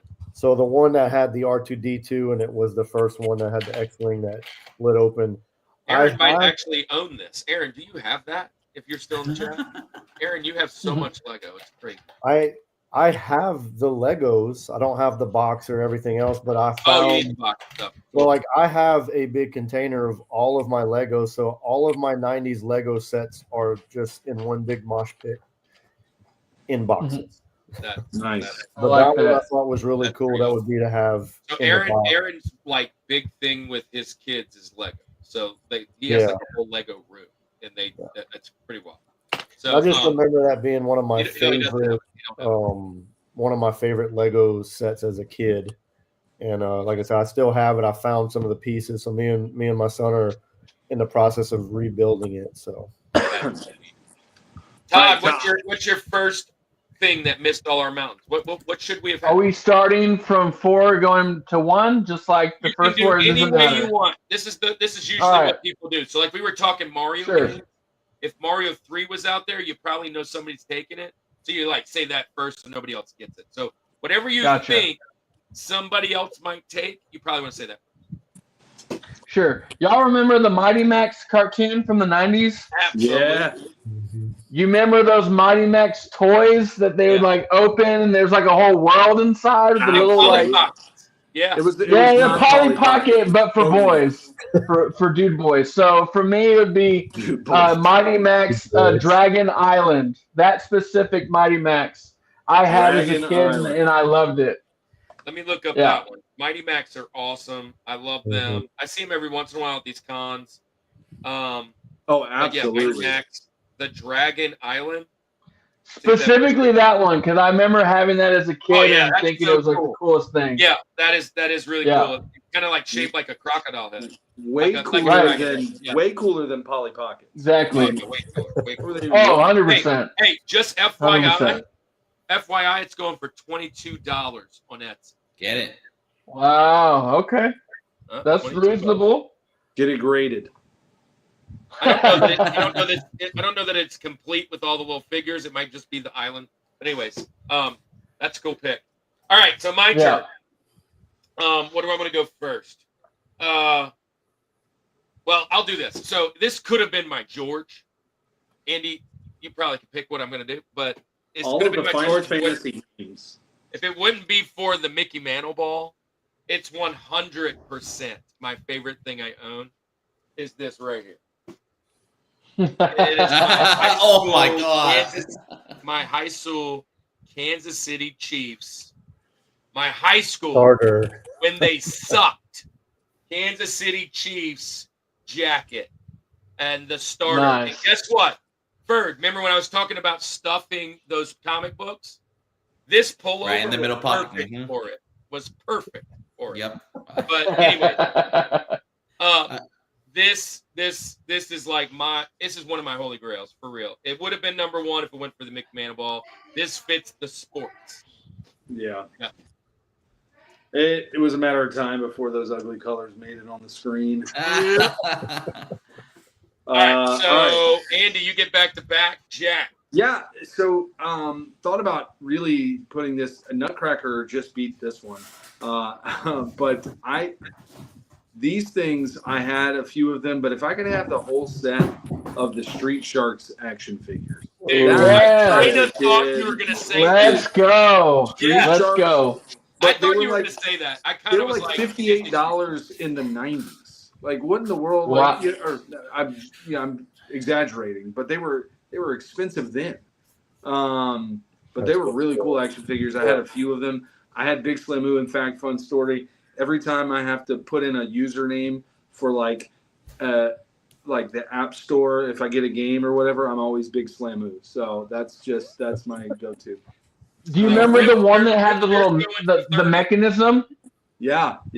I had Yeah, Moby yeah. Lick. Moby Lick. That was a really cool toy that I had. And then I had Ripster. So I had those three. Those were the three. Oh, and then the Hammerhead.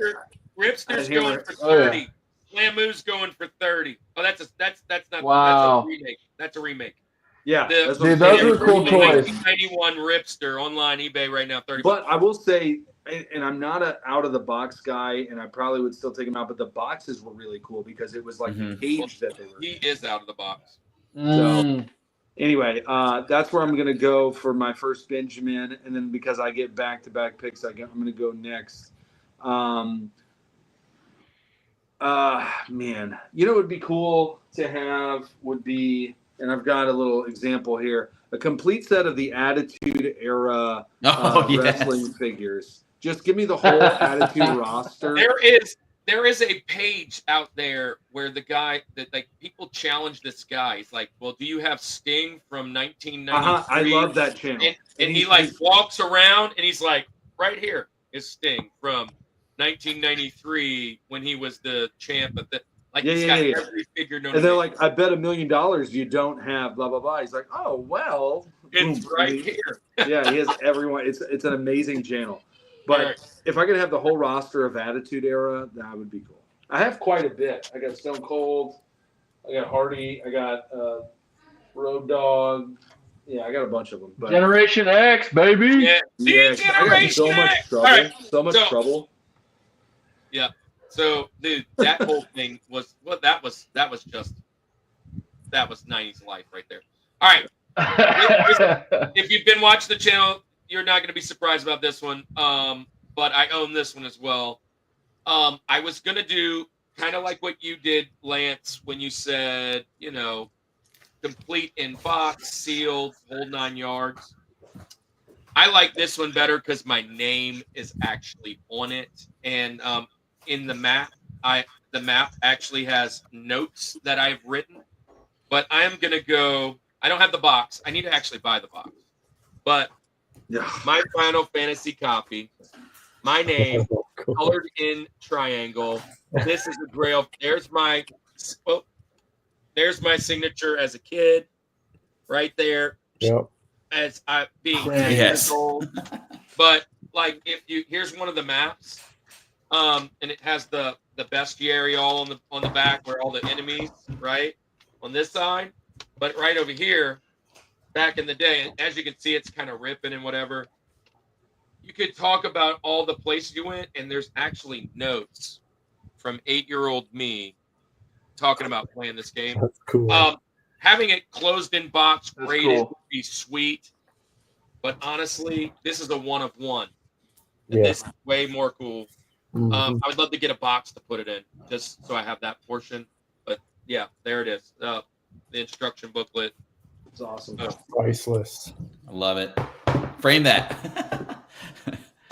All right, next. All right, we're back to Todd.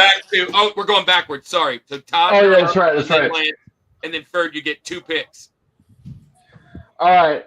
My next one, we're going to go with the vintage 94 robotic foot soldier. So I remember having this as a kid, and I mean, I had a lot of Ninja Turtle toys, but specifically this one because it was like the robot version of the foot soldier. And I remember my brother broke it at daycare because I accidentally broke his Omega Red action figure, and so he did it to retaliate, and I was pretty pissed. But you know, That's say la vie. So is this the one that's like all chrome silver? It's not. No, I mean it has like the purple and the black, like the foot soldier, but there's like mechanical parts. Like there's it's parts probably that it's probably this one. I can barely see your phone. Yeah, that looks right. So yeah, this that's one right pretty here cool. that I just found on eBay was like $225. Yeah, 220 Dang. bucks. In box. All right, Lance, what you got? Hey, So Genesis, it's time to go to bed. Go to bed. This one would have been more not recent, but later to have another one of these. The Halo 3 Legendary Edition, Oh, but sealed, language. because Man, I can language. remember going to the midnight worth it. release at the mall with my best friend. We were like third in line, And there was no keeping that thing sealed. We got our pack. We were like the third people in Homa, at least on that side of the mall. Ran home, cracked it open, and started downloading it to play. But yeah, having the whole Legendary Edition just sealed would be. I feel like That's a cool. Keith Courage picked that up on a recent video. Yeah, I could be wrong, but I 'Cause thought I had the- remember him doing I that. had the helmet. I don't have it anymore. I think my cousin had it, but I got like some of that because like when I went into the military, I was kind of like I had all this stuff, like all my Game Boy stuff, and I was just like done with it. So I'm like, Mom, you can just get rid of it. Yeah. And she knew me better than I knew myself. Moms always do, right? So I was like, yeah, just get rid of it. And she's like, I can't get rid of it. And I'm glad that she didn't. And then she gave most of it to my cousin who held on to it, different cousin, but he held on to it. And he's like, I knew you were going to want this stuff. So he's like, I held on to it for you. And Wish my mom was that cool because she threw everything. My mom did too. it's just like, My mom threw. I mean, I would When I say was $1 million, moving out of my house, but my mom was several walking the trash hundred, to the side of the road. maybe even thousands of dollars. Oh, it's gone. Yeah. yeah. All right, so Ferd, you got back-to-back picks. All right. Next two? So this is my first graded magazine, I guess, Oh my. whatever. It's a 5.0. So Isaiah Thomas, one of the greatest point guards ever, if not the greatest. But the key to this one, this is the first Michael Jordan inside a magazine in history. So inside this magazine is the roster for the McDonald's All-Americans the year that Michael Jordan was on the team. Nice. Wow. Wow. And this is attainable, That's man. cool. You can get this for like $30, and some people even grade the page that he's on. But I'm a purist, so I'd like to. I'm a historian type person. And then back to back, you guys like Simpsons? I love this. Yeah. This is the Simpsons' first appearance on a magazine. You can see them right here. Right here. Nice. Wow. Yeah. So it's animation magazine. Back to the Sports Illustrated real quick. What's Oh, the issue in like volume or whatever? Like what year? Yeah, sure. So it's volume 54, issue 15 from April 6, 1981. This is when they were still doing weeklies, right? The Yeah. Sports Illustrated weekly. And I can't find a good newsstand, but this one's a subscription I got for like $25. And Nice. I don't know how much it goes for, but I mean, I have like 3 copies of it. So That's awesome. And then the animation magazine. What about that one? That's the first appearance, late 80s, 89. I think it's 80. It's like mid 80s because it's Oh, like mid. this is the first issue of Animation Magazine, and here I could take it out of the case here. This is not graded, but I pressed it, so this is from 1987. Nice. Yeah. So yeah, Love you can press comic books, you can press magazines to like flatten them out and get a better grade. That's another way you can kind of enhance awesome. the value too. So anyway, I love that. So love is that the one that Isaiah Thomas on the cover? It says the champs. yes, that's when Indiana won the national championship. So as a 6, eBay's got it for $550, right, or $450 right now. Oh, really? Nice. As a 6. Cool. I'll send my 2 other ones in. So those are 2 really cool ones. Yeah. All right, so we're in the that's cool. 3rd round. Ferd, you get one more pick. No, he got 2 picks. Oh, I got mine too. Oh no, as I'm saying, we got one more pick left when it comes Oh. back around. You're finishing up. Todd, Lance, me, and then Andy. So we'll go to Lance. We'll go to Lance now. Yeah. And these I had them too. I don't think I had all of them complete, but it was we were talking about like Polly Pockets for boys. It was the Ninja Turtle that it would open up, and it was like the miniature. It was like the Polly Pocket Ninja Turtles with the mini Oh, nice. screens. There was a few different ones, but I can remember one specifically. I still have the turtle for it, but I don't have the rest of the pieces. But I remember opening that thing up for Christmas, and That's so cool. the little like castle things opening up, and they have like the nunchucks and stuff on the wall. Hey. There's my daughter, Yeah. McKinley. Hello. Hey. What's up? Other little artists in the family. Come on, cool. now. Come on. Come on. Yeah, I love Love art. it. I think I started drawing and doing art around 3 or 4. Come Maybe on. we'll get a comic book of you graded one day. That sounds Oh, like that'd be cool. I want to do that. I would love to like do Stitch or something, or Hello Kitty, like Mario or something like that. That would be awesome. That would be awesome. Yeah. My household is all about That's cool. Stitch and Hello Kitty right now. That's Oh. My whole class is about Hello Kitty right now. That K-pop team. Speaking of Hello Kitty, real quick, McDonald's new Happy Meal toys. Have you seen those? Bye. They're the Teenage Mutant Yeah, Ninja those Turtle, the crossover Ninja the Turtle. crossover Hello Kitty. Ninja Turtle and Hello Kitty. We didn't. It's a know weird we did that. combination. Yeah. All right, Todd, you're up. All right. So I'm into Magic. So it's interesting. I was all the Pokemon. I just kept thinking about Magic the Gathering, but I think the one card that I wish that'd be cool to have. It's like a crazy exorbitant amount of money, but the Black Lotus. Hell It's yeah. a super rare artifact. I mean, it's banned. You can't even play it, but it's just like if you own it, like you're just sitting on a gold mine. It's worth so much money. It's insane. But that would be a cool one to have. There's a cool channel that I follow. He does cards and stuff, and one of my favorite things Oh he does my is he walks gosh. around while What they're in the playing. world? What? This one says unlimited edition, pre-owned is $11,000.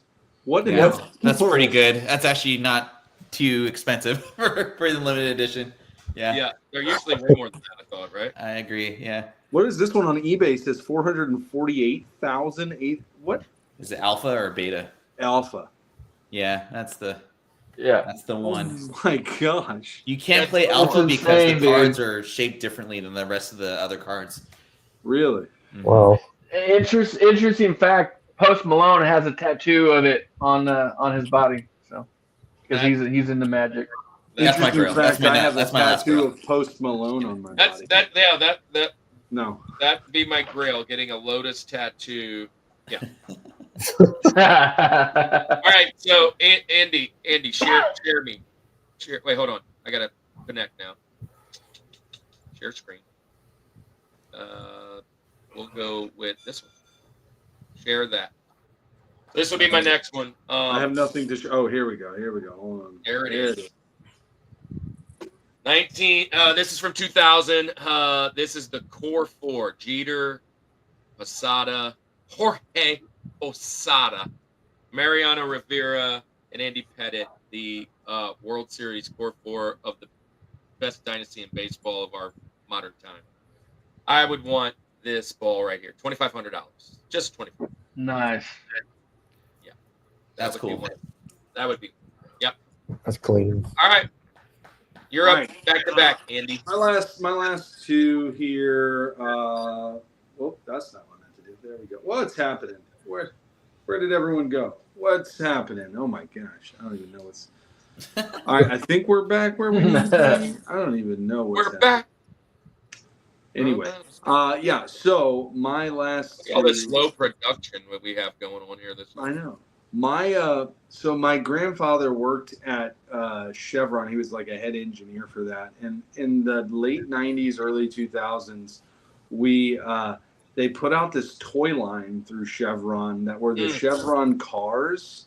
Do you even remember those? They were like these plastic cars, and you roll them, and the eyes would kind of move. They had eyes on them. They were in the commercials. I feel like Cars came. Yeah, like, it was Cars inspired before by- Cars was the thing. But I had like 3 or 4 of them. It would be really cool to have that whole set. And I've looked them up, and I don't know, just for nostalgia. I don't even know if there's any kind of value to them. I would hope there's not value to it, but I had them as a kid, and it's one of those weird core memories that I had. And he would just bring some home to us because he was like a head engineer over there at Chevron or whatever. So that would be Nice. next on our list. Finish And them then out. finally, my final pick. I had most of these, but it would be cool to have it again. I know we're in a day and age where everything is digital, but to have a physical copy of every one of Kiss's albums, I know I had Kiss already in this. I remember having a drawer full of cassette tapes, and I had a bunch of different Kiss cassette tapes. But to have all of those, just the whole collection of those. Andy, do you have any of them right now? Do you have any of them? Yeah, I have a few CDs, yes, but we don't. I meant like all of the actual records, the albums. No.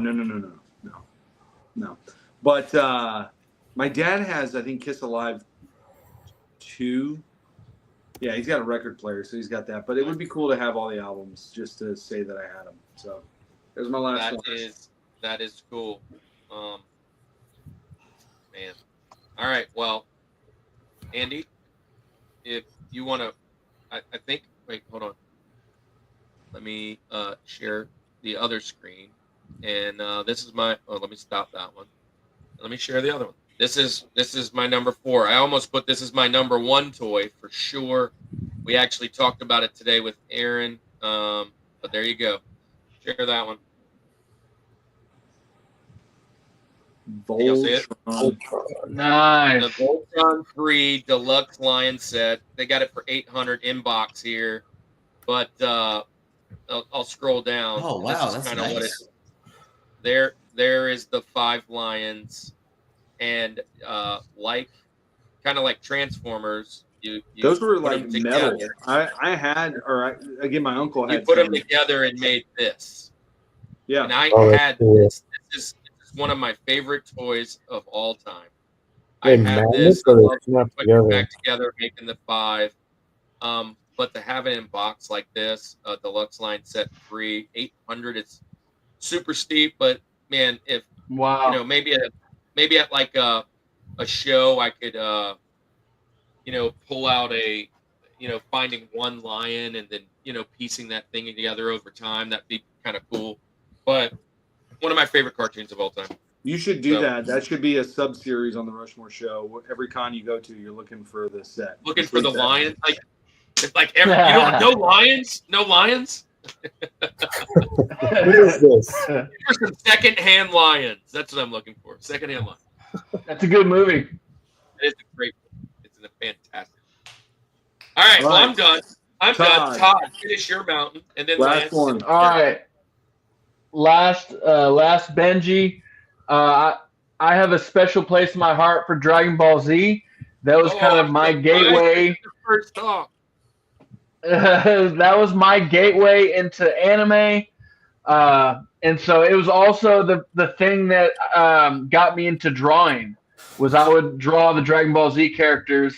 I wish I still had all my sketches, but they got lost. I guess moving and in translation. But there's a Bandai Spirits Future Trunks action figure that I always wanted, and I never owned it. I had like those basic Dragon Ball Z action figures that they only like moved like that, but I always would like look up pictures on like the internet of the really, really cool ones. I'm like, oh dude, that'd be cool. That'd be cool. I love that you. But put that one Trunks. specifically. Trunks was your pick there. Nice. That's a nice one. Future Trunks. Yeah. Yeah, Future Trunks. But still, I mean, I was Specifically Future Trunks. Yeah. I like those guys that do the repaints of the figurines, and they'll take like the basic Dragon Ball Z like model, and then they repaint it and like make it add have like black lines and stuff and make him look all anime. Dude, those are they so make cool. it they That's make cool. it look anime, and then they'll actually do like they'll be Like in the stop middle of motion the with 'em. Kamehameha, and they have the blue lights on the hands and like all the shadows. Oh, that's cool. And I mean, they flip them for hundreds of dollars because it's Wow. a lot of fine detail doing that stuff. I actually watched a video of that a couple days ago. Yeah. All I right. liked when That's I cool. used to download a music video of Vegeta and Goku fighting each other to Godsmack's Moon Baby. Anybody ever? Dude, I used to actually love download- watching those. Yeah. Anyway, so let's finish this episode off. Lance, what's your last pick? The last one, and this would go perfectly with the Pokemon Red, having what I have up there, a sealed Game Boy Color. in the box to complement well with the Yeah. red. I love it. I love it. All right. That's cool. So we got our last one. Ferd, you're going to close us out. Mr. Irrelevant. Mr. What we Irrelevant. got? I always wanted this figure. My friends had it. It's G.I. Joe. I want to keep with the G.I. Joe theme. Heavy Duty. Oh, that's Nice. cool. From 1992, I want to say. 1990. Wow. Sorry. Yeah. But the cool thing about this one was, I mean, he was just really cool, and the rockets went really far. So that's always. And this is One of my just a case. favorite things about, and this is a side story. This isn't a grail necessarily, but my favorite things about G.I. Joe, there was a lot of them on my list that I was planning, where I loved all the figures that came with an animal. There were so many. Yeah. Like, you know, they had a dog or a crocodile or a bird or a wolf or like so many of them Dolphin. came with- Yeah, so many cool animals. But anyways, that's our show for today. We are right at 3 hours, which has kind of been standard the last few times, especially when we have 3 people. But man, 3 newbies. Thank you guys for being here. Real quick, I want you guys to shout out your creation. So I think we went Ferd first last time.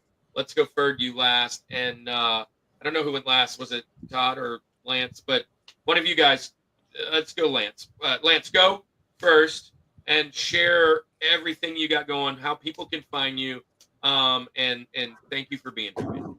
All right. Well, thank y'all again for, this whole show and getting this in motion back in February. So, but everybody, you want to follow me, you can find me at Rebel Warpig Designs on YouTube. I bring this to the cons.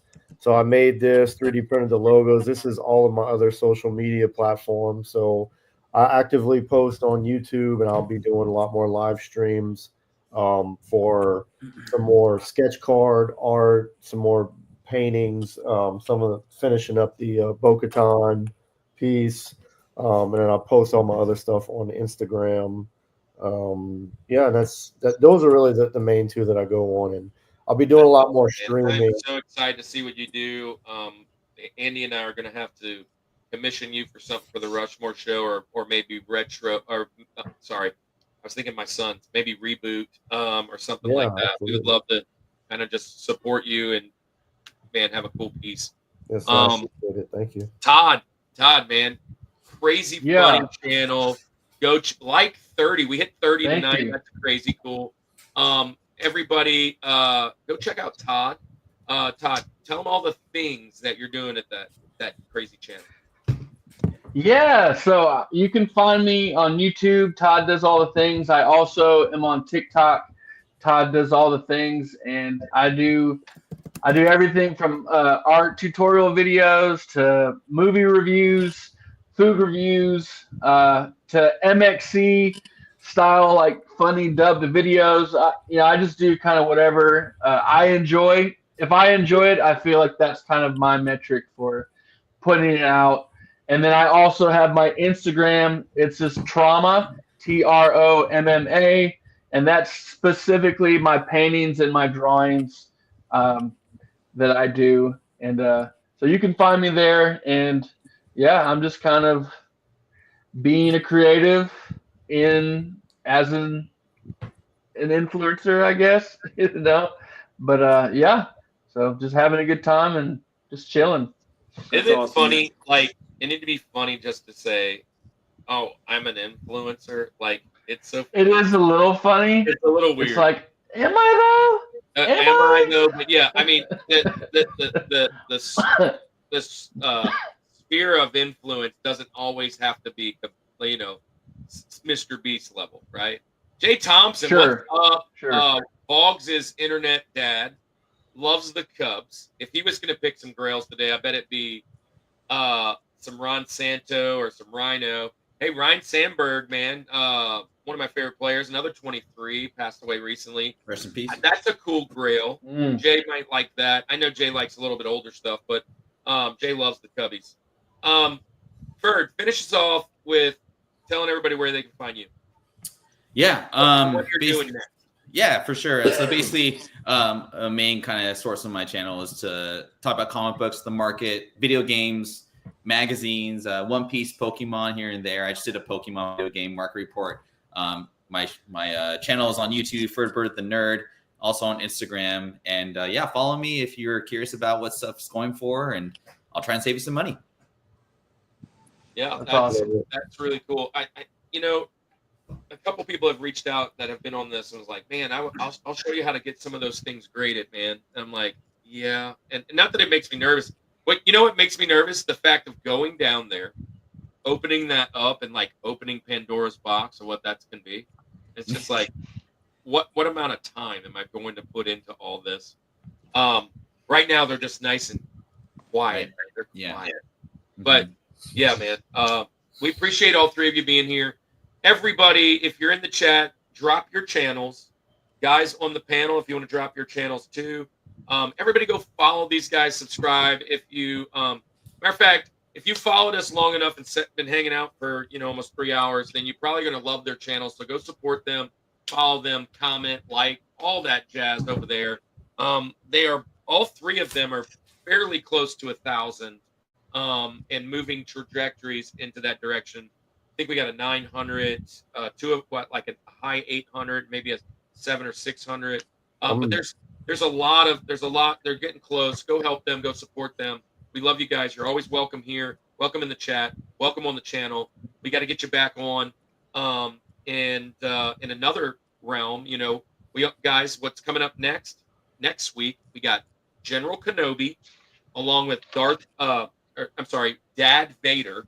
They're coming on to do our top 4 Sith of all time. Nice. And Nice. and then we're finishing off the month with 2 of our favorite retro guys, nostalgia guys, like guys that chase grails all day long, a lot in the wrestling and movie side of things. But we're going to have Jason Nutt from the New 80s Revolution and Colin from Canada. They are going to be doing, look, he laid down, the Wagner for sure. A nickel. See, I was thinking some coins. I didn't drop. Oh, okay. Coins. And I was thinking some stamps too. I didn't drop any of that. But yeah, those are some pretty good ones right there, Jay. We Leonard Skinner album, Street Survivors. That's pretty awesome. So, and we're going to do with Jason Nupp and Colin, we're going to do top 4 retro TV dads of all time. It's going to be a funny show. And we're jumping into sports. That's awesome. You're a sports guy. Sports start in September. We have actually PCG was on here earlier that we're going to open up with top 4 sports video games of all time. And there's a couple other ones. We'll have Square Pegs on doing logos. A couple people like Hammy that was in the chat. He hadn't picked his yet. But we'll start to finish nailing those out over the next 2 weeks, and you'll see us starting to update. It's been a fantastic show. We just broke the 3-hour mark. It's time to go home. Andy, thank you guys. By the way, you're like family now. Your friends hopefully will come back and visit. Yeah, Jay, for sure. Gary, everybody in the chat who's still here hanging out, the 9 of you, and all those people lurking that are going to make cool videos. Thanks for doing cool videos later. And we love you. And let's say goodnight. All right. Well, let's say goodnight like we always Tammy do. does eat crayons. Tammy does eat crayons. This is the Rushmore Show, where it's all about your top 4 and nothing more. And nothing more.